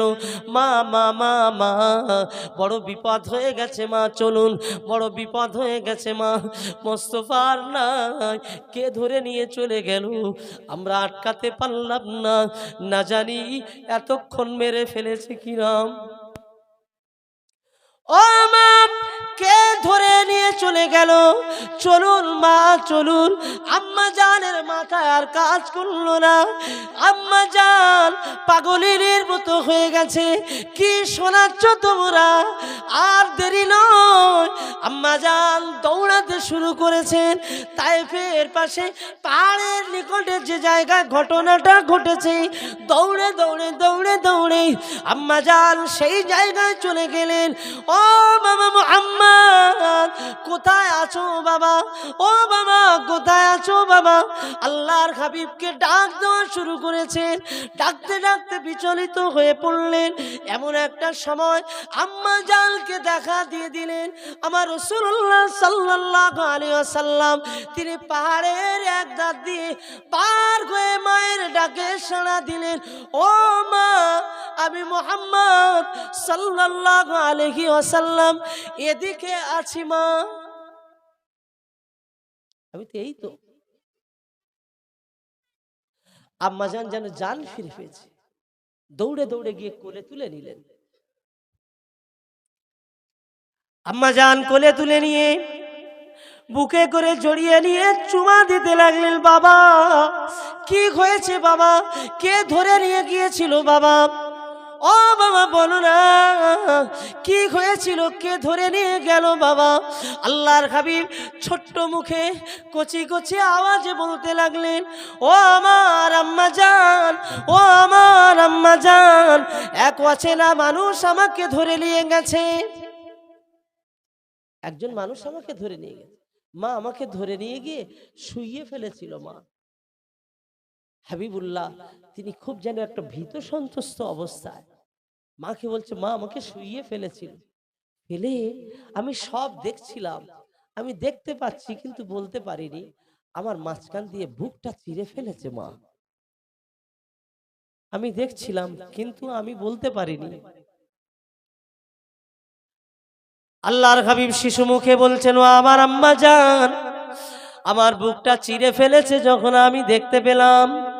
ও মা শুধু তাই নয়, আমার বুকটা চিরে ফেলে আমার ভিতর দিয়ে এক টুকরা গোস্ত বাহির করে নিয়ে আসলো। ও আমার আম্মা জান আমাকে যেন বলছিলেন ওই গোশের টুকরা থেকে কিছু টুকরা কিছু গোস্ত কেটে বাদ দিয়ে দিয়েছে মা। ও আমার আম্মা জান ওই বাদ দিয়ে গোস্তর টুকরাটা একটা পেয়ালার উপরে রেখে সুন্দর করে ধৌত করেছেন এবং আমাকে বলছেন, বাবা চিন্তা করো না বাবা, চিন্তা করো না বাবা, তোমার ভিতরে শয়তান যে জায়গায় ওয়াসওয়াসা দিতে পারে, শয়তানের ওয়াসওয়াসা দেওয়ার যে জায়গা, ওই জায়গাটা না না শয়তান ইবলিস আজাজিল আর কখনো ওয়াসওয়াসা দিতে যেন জায়গা না পায়, আল্লাহ পাক সেই জায়গাটা কেটে দিতে বলেছেন, ফেলে দিতে বলেছেন। আজকের দিন থেকে তোমার আর পৃথিবীর কোনো শয়তান ইবলিস আজাজিল কখনো আর ধোঁকা দিতে পারবে না। ও বাবা শিশু মুহাম্মদ সাল্লাল্লাহু রে বাবা, জেনে রাখো আল্লাহ পাক তোমার আগে পরে সব গুনাহকে মাফ করে দিয়েছে। ও মা ও মা হালিমা, ও মা আমার আম্মা জান, আমি দেখলাম আমার বুকটা সেলাই করে দিল মা। আম্মা জানের বুক ঠক ঠক করে কাঁপছে। বলে কি বলছো কি তুমি জানো? বলে, ও আমার আম্মা জান, আমার বুকটা আমি সেলাই করতে দেখেছি মা, আমার বুকটা সেলাই করে দিল। আল্লাহ নবী সাহাবী হযরত আনাস রাদিয়াল্লাহু তাআলা আনহু হুজুর আমার বর্ণনা করেন, আমি আনাস আমার রাসূলুল্লাহ দরবারে আমি খেদমত করতাম, আমি আনাস আমার হুজুরের কাছে আমি ছিলাম। এক তারিখে আল্লাহর হাবিবের দরবারে আমি আনাস দেখেছি আমার রাসূলুল্লাহর আমার হাবিবুল্লাহর তারার মোবারক শরীরটা দেখার আল্লাহ পাক আমাকে সুযোগ দিয়েছিলেন। মোবারক শরীরটা দেখার সময় তানার বুকটা আমার নজরে পড়ে গেছে। আমি আনাস আমি নিজে চোখে দেখেছি ওই বুকেতে আল্লাহ পাক সেলাই করে, ওই বুকেতে আমার আল্লাহ পাক সেলাই করেছে। হুজুরের বুকে সেলাই করা আমি দেখেছি, ওই দাগ আমি দেখেছি। আমি আনাস, আমি নিজে চোখে দেখেছি। আল্লাহ পাক সাক্ষ্য দিলেন কোরআনে। আমার আল্লাহ কোরআনে সে কথাটাই বলেছেন, আলাম নাশরাহ লাকা সাদরাক। ও আমার হাবিব, ও আমার নবী, আমি কি তোমার বক্ষ বিদরণ করিনি? তোমার বক্ষ বিদীর্ণ কি আমি করে দিইনি? তোমাকে কি আমি সাক্ষ্যে সাদর করিনি? আমি পরিষ্কার পরিচ্ছন্ন করে দিয়েছি। আমি আল্লাহ তোমার বক্ষ বিদরণ করে আমি আল্লাহ সব কিছু, যা কিছু শয়তানের ওয়াসওয়াসা হওয়ার সব আমি বন্ধ করে দিয়েছি। ও আমার নবী হাবিবুল্লাহ, ও আমার হাবিব, আমি আল্লাহ মানুষের অন্তর দিয়েছি, মানুষের দিল দিয়েছি। ইন্নান নফস, নফস বলে আমি আল্লাহ পাক মানুষের যে আমি আল্লাহ নফস দান করেছি। ইন্নান নফসা লাআমারাতুম বিসসু ইল্লা মা রাহিমা রাব্বি। আমি আল্লাহ পাক নফসের 3টি ভাগ করে দিয়েছি। আমি আল্লাহ নফসের কটা ভাগ বললাম? জোরে বলেন। 3টে ভাগ। ও আমার হাবিব, নফসের 3টে ভাগ করে দিয়েছি। একটা নফস আছে জানো, সে শয়তানের দিকে আগিয়ে নিয়ে যায়, সে শয়তানের রাস্তা আগিয়ে নিয়ে যায়। ইন্নান নফসা লাআম্মারা, ওই নফসে আম্মারা বড় ক্ষতিকারক নফস। সে অন্য কিছু তার কাজ নাই। সকল মানুষের ভিতরে এই 3টে নফসের কাজ আছে। এই নফস সকল মানুষের ভিতরে আছে। সে তাকে নফসে আম্মারা শয়তান দ্বারা পরিচালিত হয়। দুনিয়ার ভালো কাজ তার ভালো লাগে না, দুনিয়ার আয়েশ আরাম, দুনিয়ার আনন্দ গান বাজনা তার ভালো লাগে। নফসে আম্মারা পছন্দ করে একটু শান্তিতে থাকবো, আরামে থাকবো। নফসে আম্মারা সে সবসময় দুনিয়া আল্লাহ বিরোধী কাজে থাকতে সে ভালোবাসে। এই কাজটা কার? নফসে আম্মারার। এর কাজ হচ্ছে আল্লাহ বিরোধী কাজেও খুব পছন্দ করে। আর এ সবসময় মানুষকে বলে, এই এখন অনেক সময় আছে, কেন বাবা ঝামেলা করছিস? চল না, তোর এখন বয়স কম, তুই যা করবি পরে করবি, এখন একটু তোকে নিয়ে যাই, কোথায় যাবি? একসাথে ঘোরাঘুরি করি, চল। গিয়ে এখন সেই বয়স কাছাকাছি হলে নামাজ কালাম পড়বি, তার আগে বেকারে নামাজ কালাম পড়ে করবি কি? চলে যায়, তার আগে নামাজ কালাম করার কোনো দরকার নাই। নফসে আম্মারা এই কাজ। আল্লাহ পাক রব্বুল আলামিন বললেন, ও আমার বান্দা বান্দিরা মনে রাখো, আমি আল্লাহ পাক রব্বুল আলামিন বলছি, আমার রাসূলুল্লাহর, আমার হাবিবুল্লাহর এই ধোঁকা দেওয়ার মতো কোনো সুযোগ নাই। হুজুরে, এই ধোঁকা দেওয়ার কোনো সুযোগ নাই। আল্লাহর হাবিবকে ধোঁকা দেবে এই ক্ষমতা কারণ নাই। শয়তান আমার হাবিবের কাছে গিয়ে ধোঁকা দেবে, শয়তানের এত বড় ক্ষমতা হয়নি। আল্লাহ পাক রব্বুল আলামিন বললেন, বান্দা তুমি মনে রেখে দাও, আমি আল্লাহ পাক রব্বুল আলামিন বলছি, মানুষকে শয়তান ইবলিস আজাজিল ধোঁকা দেয়। এই ধোঁকা দেওয়ার পরে নফসে আম্মারাকে খুশি করার জন্য সে একটা করে অপরাধ করে। ওইয়া নুক্তাতুন, সে যখন একটা করে অপরাধ করে, এই অপরাধ করার বিনিময় তার অন্তরে একটা করে কালো দাগ পড়ে যায়। একটা অপরাধ একটা করে কালো দাগ পড়ে যায়। ওহিয়া নুক্তাতুন, জানো নোক্তা পরিমাণ কালো দাগ পড়ে যায়। আরে বায়ের যেমন একটা নোক্তা আছে, তায়ের যেমন 2টো নোক্তা আছে, একটা করে এরকম নোক্তা পড়ে যায়। এই নোক্তা পড়ে যখন যায়, একটা দিন তার অন্তরটা কালো হয়ে যায়, তার অন্তরটা একেবারে কালো আচ্ছন্ন হয়ে যায়। এই অন্তরটা পরিষ্কার রাখার জন্যে, এই অন্তরটা সাফাই করার জন্যে জেনে রেখে দাও, শুনে রাখো, আমার আল্লাহ জিকিরে তাসবিতে, আমার আল্লাহ জিকিরে তাসবিতে তোমরা সর্বদা সময় দেবে। আমার আল্লাহর জিকির যারা করবে, আল্লাহ পাক তাদের অন্তরটা সাদা করে দেবে। মানুষের অন্তরে দাগ পড়ে, আজকের একটুখানি ও কিছু হবে না, যাজ্ঞ হয়েছে। হুজুর বললেন না, ওই একটা থেকে 2টো দাগ পড়বে, 2টো থেকে 4টে, 4টে থেকে 10টা, হতে হতে কালো হয়ে যাবে। আল্লাহ পাক বললেন নফসে লাওয়ামা এমন একটা নফস হলো, নফসে লাওয়ামা বলে একটা নফস আছে। তিনটি নফসের ভিতরে দ্বিতীয় নফসের নাম হলো নফসে লাওয়ামা। বলছি নফসে লাওয়ামা আমাদের সকলের ভিতরে আছে। আমরা এখন কোন নফসের অনুসারী সেটা একটু পরে জাস্টিফাই করে নেব ইনশাআল্লাহ, যে আমরা কোন দলে আছি। তাহলে প্রথম নফস কি করে? ও বলে চল গান হচ্ছে একটু শুনে আসি। ও কি বলে? চ বাজারে সময় কাটিয়ে দেবো। ও বলে এই এখন সময় আছে, আজান হয়েছে তো হয়েছে, কি তোর একটু নামাজ পড়তেই হবে কেন, সবে 25 বছর বয়স এখন বাকি আছে, বেশাদি করে নে তারপরে হবে। এ কিন্তু এই কাজগুলো করে। আর নফসে লাওয়ামা, অসুবিধা হচ্ছে নাকি আপনাদের? মাইকটা আর একটু আস্তে করে দিলেই হয়। এ যেন আওয়াজই নেই, কি যে এত করে বলছো শোনেই না, শোনেই না,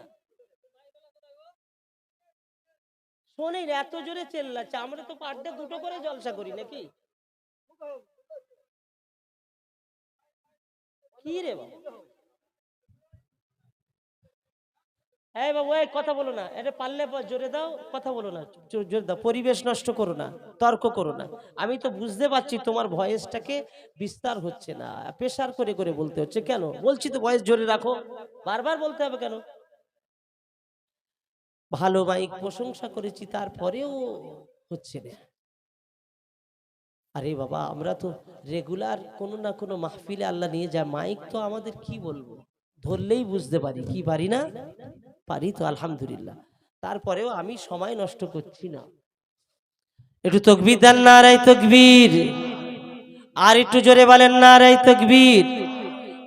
মানে বক্তার কানে লাগাবার জন্য এই এটা দিয়েছে না, বেশ বেশ ইতি বেল মনে মনে করছে খুব হলো। আমরা বুঝি রে বাবা আওয়াজ কোথায় যায় আর না যায়। আর একটু জোরে বলেন নারায়ে তাকবীর। মাশাআল্লাহ আলহামদুলিল্লাহ। আল্লাহ ওই ঢোলা হাবিব ভাইয়ের একটা মাইক ছিল, সে এখন আছে কিনা আমি আর জানি নি।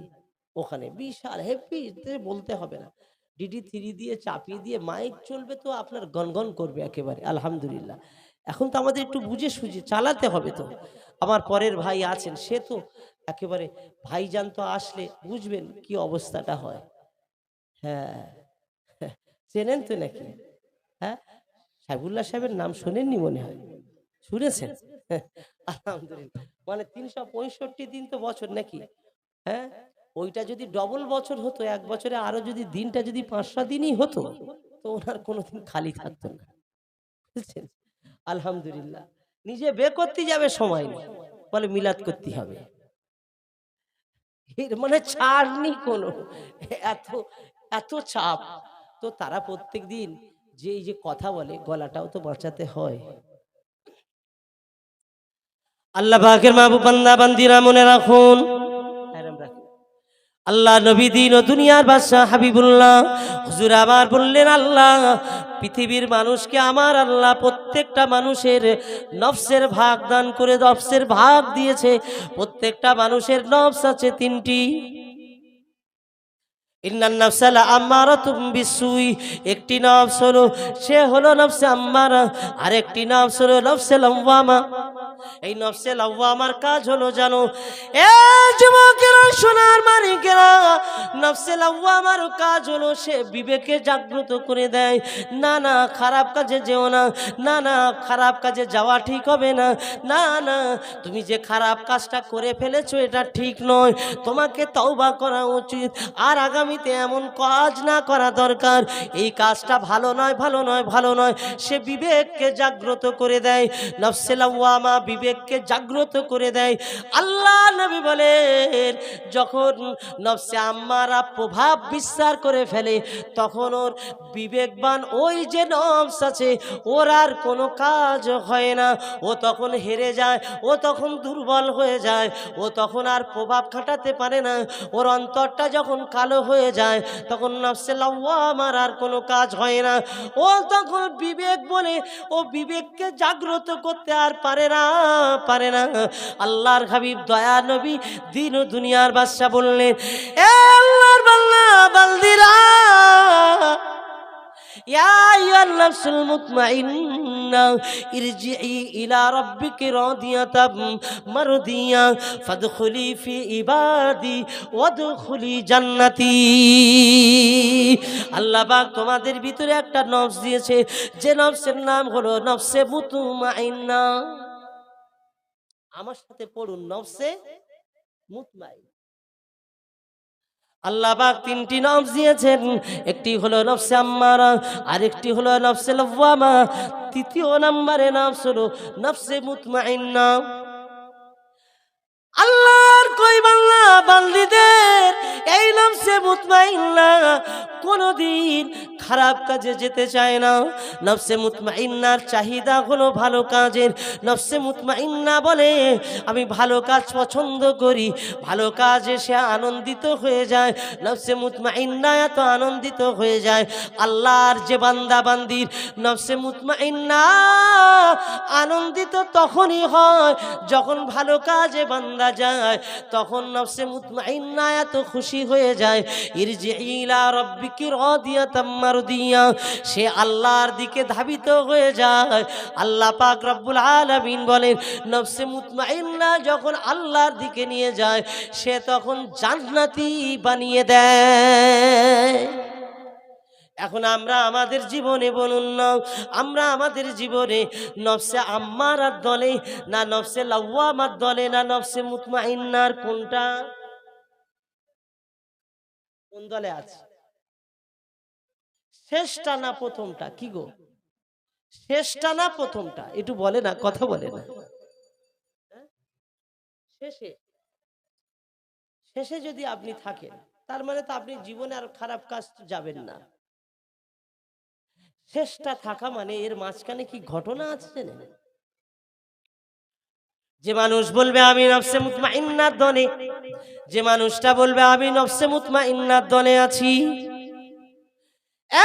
যুবকেরা সোনার মালিকেরা মনে রাখো, আল্লাহ পাক দুনিয়াতে তো এই জন্য আমার রসুলকে পাঠিয়েছেন প্রত্যেকটা মানুষের অন্তর নফসে মুতমাইন্নার মানুষ বানাবার জন্যে। নবী পাকের সাহাবীরা, আমার নবী পাকের সাহাবী হযরতে হানজালা রাদিয়াল্লাহু তাআলা আনহু, আল্লাহ নবী সাহাবী হযরতে হানজালা হুজুরের একটা কথা আপনাকে বললে সহজ হয়ে যাবে। আপনি নফসে মুতমাইন্নার দলে না নফসে লাওয়ামার দলে না নফসে আম্মারার দলে, এই ঘটনাটা ইতিহাসটা শুনলে আমরা বুঝে যাব। হযরতে রাসূল পাক আমার নবী পাক বললেন, ও আমার সাহাবীরা, ও সাহাবীরা, যুদ্ধের ময়দানে যেতে হবে, চলো না চলো না চলো না, সকলকে জানিয়ে দাও যুদ্ধে যাওয়ার জন্য প্রস্তুতি নিতে জানিয়ে দাও। এক মুহূর্তে খবর হয়ে গেল। হুজুর আমার বললেন আর দেরি নয়, এই মুহূর্তে যুদ্ধের ময়দানে যেতে হবে। আল্লাহর হাবিবের এই খবরটা চতুর্দিকে ছড়িয়ে গেছে, এই খবরটা কানে পৌঁছে গিয়েছে হযরতে হানজালা রাদিয়াল্লাহু তাআলা আনহুর কানে। নবী পাকের সাহাবী হযরতে হানজালা হুজুর আমার খবরটা যখন পাচ্ছে, তানার বিবি সাহেবা, নতুন স্ত্রী তানার বিবি সাহেবার সঙ্গে এক ঘরে, তানারা একে অপরের সম্পর্কে কথাবার্তা, কানেতে আওয়াজ চলে গিয়েছে। বিবি সাহেবাকে বললেন, ও বিবি সাহেবা, আর দেরি করা যাবে না, ও আমার বিবি এই মুহূর্তে আমার প্রস্তুতি করে দাও। আল্লাহর হাবিব ডেকেছেন, আল্লাহর হাবিবের ডাকে সাড়া দিয়ে আমার যুদ্ধের ময়দানে চলে যেতে হবে। হযরতে হানজালার স্ত্রী আম্মা জান বলেন, কোনো দেরি করলেন না, এক মুহূর্তে তৈরি হয়ে আর পিছনের দিকে না তাকিয়ে দৌড়ে দৌড়ে আমার হুজুরের ডাকের সাড়া দিয়ে দিয়েছে। লাব্বাইকা ইয়া রাসূলুল্লাহ, লাব্বাইকা ইয়া হাবিবাল্লাহ। হুজুরের দরবারে গিয়ে হাজির হয়ে গেলেন, যুদ্ধের ময়দানে চলে গেছেন বীর বিক্রমের সঙ্গে। হযরতে হানজালা হুজুর আমার যুদ্ধের ময়দানে লড়াই, খোলা তরবারি নিয়ে তাম কুফফারদের বিরুদ্ধে তিনি এমন লড়াইয়ের ময়দানে লড়াই করেন। ওই কুফার মুশরিকদের বিরুদ্ধে লড়াই করতে করতে তিনি এক এক করে তারা তরবারির আঘাতে এক এক করে জাহান্নামী বানিয়ে দিচ্ছেন। যা জাহান্নামে চলে যা, যা জাহান্নামে চলে যা, যা তোরা জাহান্নামে চলে যা। দু চারজনকে এমন করে হযরতে হানজালা হুজুর আমার মেনে ফেললেন, তাদেরকে জাহান্নামে পাঠিয়ে দিলেন। কিছুক্ষণ বাদে হুজুর আর নিজে আর দুনিয়াতে নাই। পৃথিবীর জমিন থেকে কুফারদের আঘাতে শহীদ হয়ে গেছেন। দুনিয়ার জমিনে আর তিনি নাই, শহীদ হয়ে গেলেন। হযরত হানজালা হুজুর আমার যখন দুনিয়াতে শহীদ হয়ে গেছেন, দেখতে পাওয়া গেল যুদ্ধের ময়দানটা শেষ হয়ে গেল, যুদ্ধ শেষ হয়ে গেল। কিছু সাহাবী ওই যুদ্ধে শহীদ হয়ে গেলেন। আল্লাহর হাবিবের সাহাবীদেরকে যুদ্ধের ময়দান থেকে শহীদানদেরকে এনে কবরস্থ করার অনুমতি দিয়ে দিলেন। নবী সাহাবীরা যুদ্ধের ময়দানে যারা শহীদ হয়ে যান, আল্লাহ পাকের সুহাদা বান্দাদের কোনো না না না না তাদেরকে আর গোসল দেওয়া হয় না। রক্ত মাখা অবস্থায় যে জামা কাপড় পরে থাকে, ওই জামা কাপড় অবস্থায় কবরে শুইয়ে দেওয়া হয়। কিয়ামতের ময়দানে ওই অবস্থায় আল্লাহ দরবারে তুলবেন। আল্লাহ পাক জিজ্ঞাসা করবেন, তোমাদের অবস্থা এমন কেন? তোমাদের গায়ের কাপড়ে কেন এত রক্ত? ক্ষত বিক্ষত চেহারাটা কেন? হাত নেই কেন? কাটা কেন? তানারা তখন বলতে থাকবে, আল্লাহ পাক আপনার দ্বীনের জন্য আমরা শহীদ হয়েছিলাম। আল্লাহ পাক শহীদের জবান থেকে ওই কথাটা শুনে বড় আনন্দিত হবে।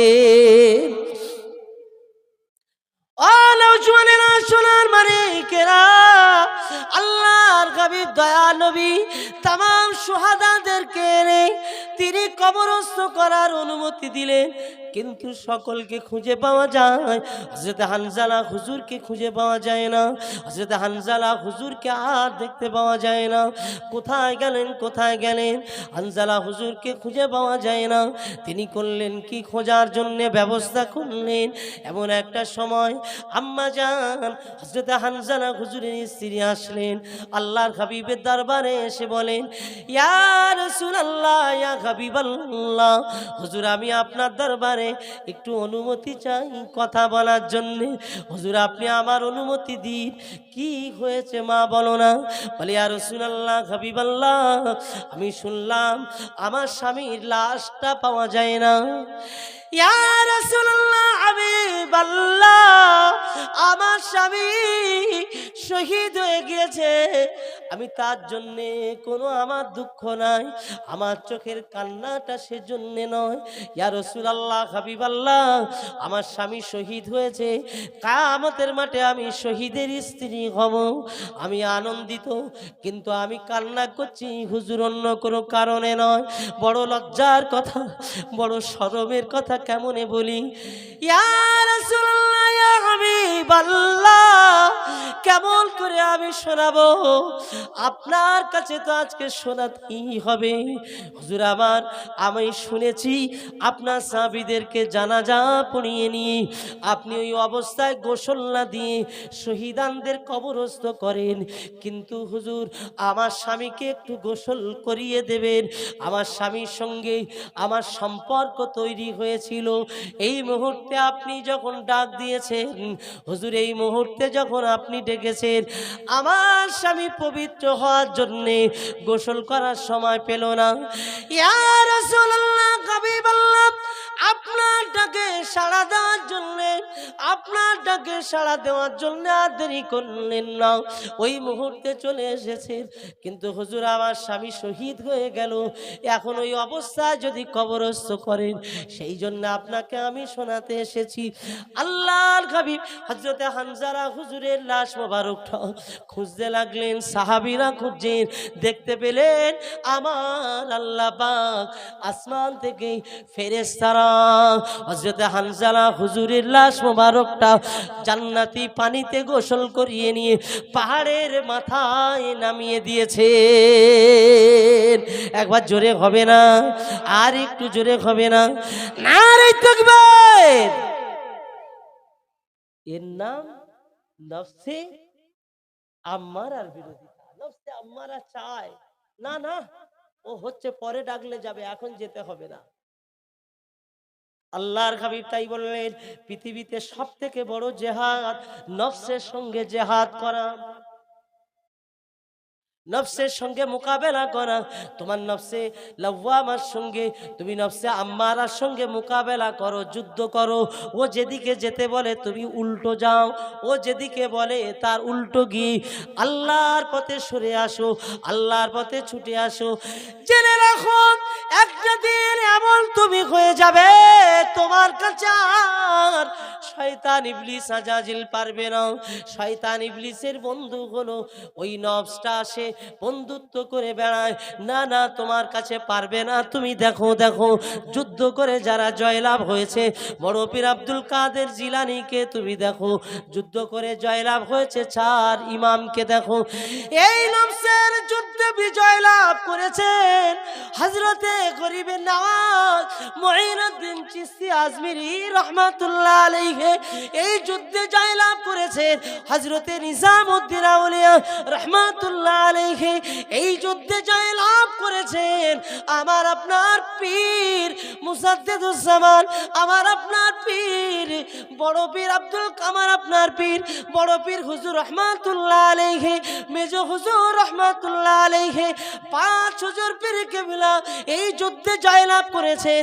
আমার আপনার জীবনে এই যুদ্ধে জয়লাভ করার জন্য আমাদেরকে মোকাবেলা করতে হবে। হবে কি হবে না? তারা মোকাবেলা করে জয়লাভ হয়েছে না? এমনি কি মনে হয়? দাদা হুজুরকে মোকাবেলা করতে হয়নি? বড় পীর সাহেবকে মোকাবেলা করতে হয়নি?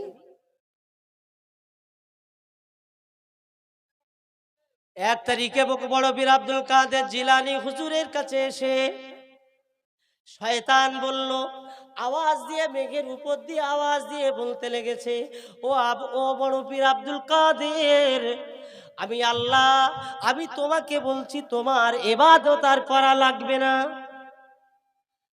তোমার ইবাদতে আমি আল্লাহ খুশি। বড় পীর হুজুর আমার সেজদা থেকে মাথা তুলে সালাম ফিরিয়ে লা হাওলা ওয়ালা কুওয়াতা ইল্লা বিল্লাহ, যেই না আল্লাহ পাকের লা হাওলা ওয়ালা কুওয়াতা ইল্লা বিল্লাহ, যেই না এই কথা জবান থেকে আওয়াজ করেছেন, মুহূর্তের ভিতরে দেখতে পাওয়া গেল শয়তান চিৎকার আওয়াজে পালিয়ে যেতে লাগলো।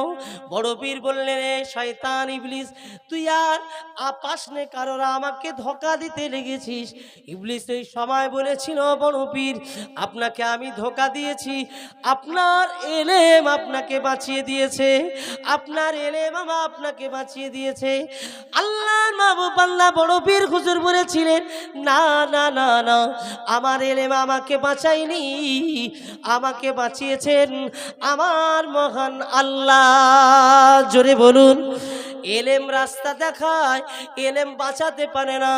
এলেম রাস্তা তৈরি করে দেয়, ওই রাস্তা দেখিয়ে দেয় যে রাস্তাটা আল্লাহর রাস্তা, ওই রাস্তা এলেম দেখিয়ে দেয়। আমি আব্দুল কাদের, আমার এলেম আমাকে রাস্তা দেখিয়েছে, কিন্তু আমাকে বাঁচিয়েছেন আমার আল্লাহ। তো আমরা মনে মনে করছি বড় জ্ঞানী, আমার জ্ঞান আমাকে বাঁচিয়ে দিবে, তা নয়। আল্লাহ রাস্তা দিয়ে আল্লাহ পাক বাঁচাবেন। বড় পীর সাহেবকে ফাঁদে ফেলার জন্য শয়তান খুব চেষ্টা করেছে, পারেনি। বড় পীর সাহেব হুজুর মোকাবেলা করেছেন, লড়াই করেছেন নফসের সঙ্গে, নফসে আম্মারার সঙ্গে লড়াই করেছেন। আমরা খুব ভালোবাসি হুজুরকে, আল্লাহর নবীকে ভালোবাসি, বছরে বছরে ইসালের সব দিই, নবী দিবস দিই, খুব ভালোবাসা, কিন্তু লড়াই আমরা করি না। হুজুর আমার লড়াই করেছেন না করেন? আল্লাহর হাবিব এত লড়াই করেছেন, সাহাবীদের মাঝে তিনি লড়াই শিখিয়েছেন। আরে শোনো, শয়তানের মোকাবেলা করো, নিজেকে তৈরি করে নাও। আমি রসুল তৈরি করতে এসেছি, আমি তোমাদেরকে শেখাতে এসেছি। তোমরা স্বচ্ছ অন্তর বানিয়ে ফেলো, স্বচ্ছ মানুষ তোমরা তৈরি হয়ে যাও, যেন শয়তানের ফাঁদে তোমরা পা দিও না। আমি রসুল্লাহ বলছি, নফসে মুতমাইন্নার মানুষ হয়ে যাও। এই নফসে মুতমাইন্নার মানুষ হতে গেলে আপনাকে নবী পাকের গোলাম বেনে যেতে হবে, মোস্তফার গোলাম বেনে যেতে হবে। যদি আপনি মোস্তফার গোলাম বেনে যান, আল্লাহ পাক আপনাকে ইরজিই ইলা রাব্বিকি রাদিয়াতাম মারদিয়া ফাদখুলি ফি ইবাদি ওয়াদখুলি জান্নাতি, আল্লাহ আপনাকে জান্নাতের বাসিন্দা বানাবেন। জোরে বলা যাবে না? আর একটু জোরে বলা যাবে না? আমরা কাদের ডাক শুনি? দুনিয়ার নেতাকে আমরা নেতা বলে মেনে নিয়েছি, মোস্তফাকে আমরা নেতা বলে মানতে পারিনি, আমার হুজুরকে আমরা নেতা বলে মানতে পারিনি। খুব সংক্ষিপ্ত সময় হয়ে এসেছে, আমি বিদায় নেব। বিদায়ের মুহূর্তে আমি আপনাদের কাছে কয়েকটি কথা বলে যাব। বাপজি আমার, আমাদেরকে আমার হুজুরের গোলাম হতে হবে। আমার হুজুর যে রাস্তা দেখিয়েছে, আল্লাহর হাবিব যে রাস্তা আমাদেরকে শিখিয়েছেন, সেই রাস্তার দিকে আগাতে হবে কি হবে না?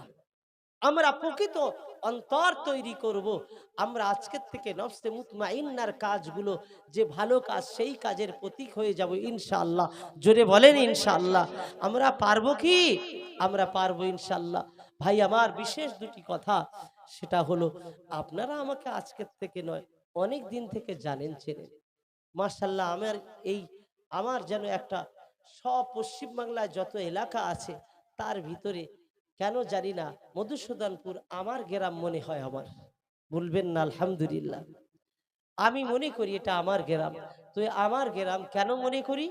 কেননা এই গ্রামের সঙ্গে মুরব্বীদের সঙ্গে একটা হৃদয়ের সম্পর্ক, যুবক ভাইদের সঙ্গে একটা ভালোবাসা। প্রায় আমাকে এই গ্রাম থেকে ফোন করেন, বিভিন্ন ভাইরা ফোন করেন। আলহামদুলিল্লাহ, এই গ্রামে একদিন এসে আবদার করেছি যে একটা প্রতিষ্ঠান হোক, গ্রামের মানুষের বাচ্চাদের উন্নতি হবে, কোরআন তেলাওয়াত করবে, কোরআন শিখবে। আপনারা উজাড় করে জায়গা দান করে প্রতিষ্ঠানও করেছেন। জোরে বলবেন না আলহামদুলিল্লাহ? প্রতিষ্ঠান আছে না নাই? আছে। এখন এই প্রতিষ্ঠানটা ভাবছি, জি এই সপ্তাহের ভিতরে একটা বুলডেজার এনে ভেঙে দেবো। সেটা আপনারা খুশি হবেন না বেজার হবেন? অনেক দিন হয়ে গেছে, আর রেখে কি হবে? ভেঙে দেওয়া হবে। কারা কারা চান যে ভেঙে দেওয়া হোক? কই দেখি। কেউ তো বলে না। আপনারা কেউ চান না যে ভেঙে দেওয়া হোক? আমি মনে মনে ভাবছি, সেই যখন আপনারা চান না এটা, তো চাইলে তো এতদিন তো সোনা দিয়ে মোড়া হয়ে যেত। তো আপনারা চান তো সেইভাবে চান না। যদি চাইতেন তাহলে এভাবে থাকবে কেন? তাই আমি বলছি, তাহলে রেখে লাভ নেই। একটা বুলডেজার 1-2 হাজার টাকা ভাড়া করে এনে ওই যোগীর মতন দিয়ে টেনে সব ভাঙ, কি গো? তাহলে এটা থাকবে না ভাঙা হবে? জোরে বলেন। কারা কারা চান এটা থাকবে? কই হাত তোলেন তো। ও আল্লাহ, গ্রামের সবাই তো চাই। আপনারা চান না? বুঝলেন? জি না, এই স্টেজে 2-4টে কথা বললে হবে না, এক্ষুনি ও কথা পরে হবে। আমি যে কথা বলছি, এই মাদ্রাসাটা আমার আমার ভালোবাসায় আপনারা জায়গা দিয়েছেন, মাদ্রাসা হয়েছে। আমি এর উদ্যোগের প্রথমেই আমি আপনাদের কাছে প্রস্তাব রেখেছিলাম, এটা ঠিক না বেঠিক? এই প্রতিষ্ঠান যদি আমি নিজে হাতে দায়িত্ব নিই, আপনারা কি আমার দেবেন? কারা কারা দেবেন? কই হাত তোলেন তো দেখি। আমি নিজে দায়িত্ব নেবো, নারী তাকবীর। আমি এখন পশ্চিমবঙ্গ ওলামা বোর্ডের ডিরেক্টরের দায়িত্বে আছি সারা রাজ্যের। আলহামদুলিল্লাহ, ওয়াইজিনে কেরাম যত দেখবেন, আমার আমার এই ওয়াইজিনে কেরাম, এই বোর্ডের মধ্যে শুধু 200 ওয়াইজিন আছে, বক্তা আছে। সিলসিলায়ে ফুরফুরা শরীফের দাদা পীরের এই যে সংগঠন, যে সংগঠনের মূল নেতৃত্বে আছেন পীরজাদা মেহরাবউদ্দিন সিদ্দিকী আল কুরাইশি ভাইজান হুজুর কেবলা। জোরে বলবেন না আলহামদুলিল্লাহ? তিনি দায়িত্বে আছেন কন্ট্রোলার হিসাবে। তো আমিও একটা দায়িত্ব আছি, হুজুর কেবলা ভাইজান হুজুর দিয়েছেন। তো সেই দায়িত্বটা হলো ডিরেক্টরের পদের দায়িত্বে আছি। কুচবিহার, জলপাইগুড়ি, আলিপুরদুয়ার, বাঁকুড়া, মুর্শিদাবাদ, নদিয়া, বীরভূম, হাওড়া, হুগলি, 2 চব্বিশ পরগনা, সব এমন কোন জেলা নেই যে জেলার ওয়াইজিনরা যুক্ত নেই, বলবেন না আলহামদুলিল্লাহ? হ্যাঁ, সব যুক্ত আছেন। আমাদের কাছে 200 ওয়াইজিন, এছাড়াও ওলামারা আছেন। তো আমি বলতে চাইছি, আমি যখন এত বড় দায়িত্ব আল্লাহ পাক আমাকে দিয়ে করাচ্ছেন, তো আমি একটা মাদ্রাসার দায়িত্ব নিতে পারবো না? আমি যদি নিয়ে, আপনারা কি রাজি আছেন? আমার ভাইজান আসছে, নারে তাকবীর, নারে তাকবীর, সিলসিলায়ে হক ফুরফুরা শরীফ, নারে তাকবীর। মাশাআল্লাহ। এই ভাইজান এসেছেন যিনি পশ্চিমবঙ্গ ওলামা বোর্ডের ভাইস প্রেসিডেন্ট, রাজ্য ভাইস প্রেসিডেন্ট। আলহামদুলিল্লাহ, আমাদের গাড়িতে অন ডিউটি লেখা থাকে। কি লেখা থাকে বললাম? আমার গাড়িতে লেখা আছে, দেখেন, অন ডিউটি লেখা আছে। হ্যাঁ, আমরা এই অন ডিউটি লিখে রাস্তায় চলি কেন? আমরা দিনের খেদমতে সর্বদা নিয়োজিত আছি, বলেন না? আল্লাহ কবুল করেন।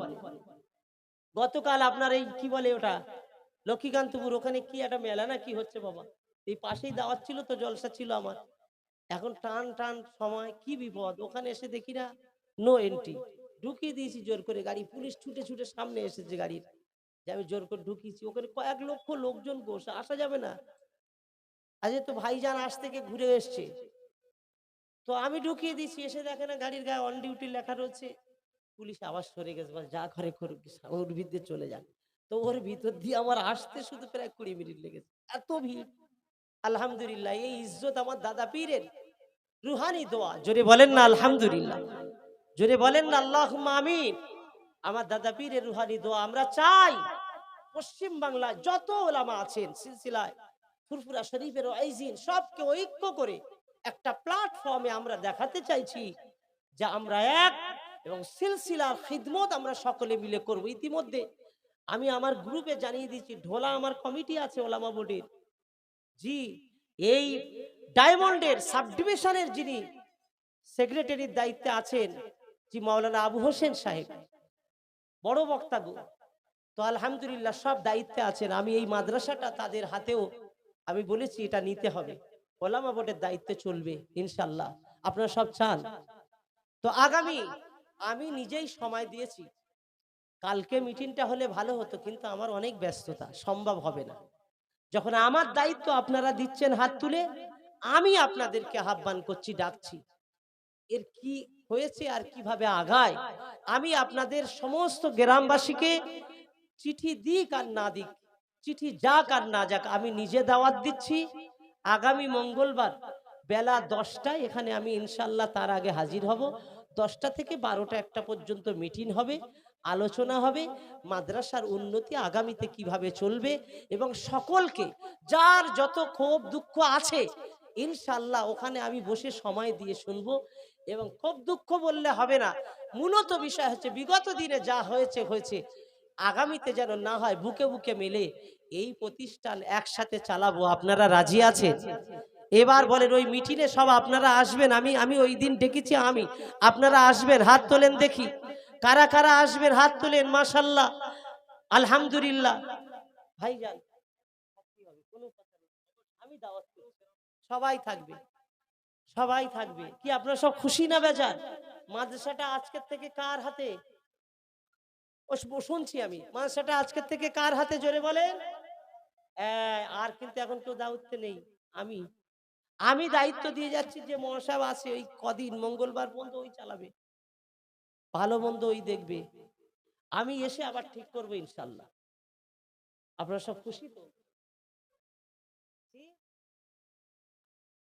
না, কালকের আমি থাকতে পারবো না। যদি কালকের করেন আপনারা করুন, আমি মঙ্গলবার আসবো, বা যদি বলেন বুধবার আসবো, যেদিন আপনারা ডেট দেবেন আসবো।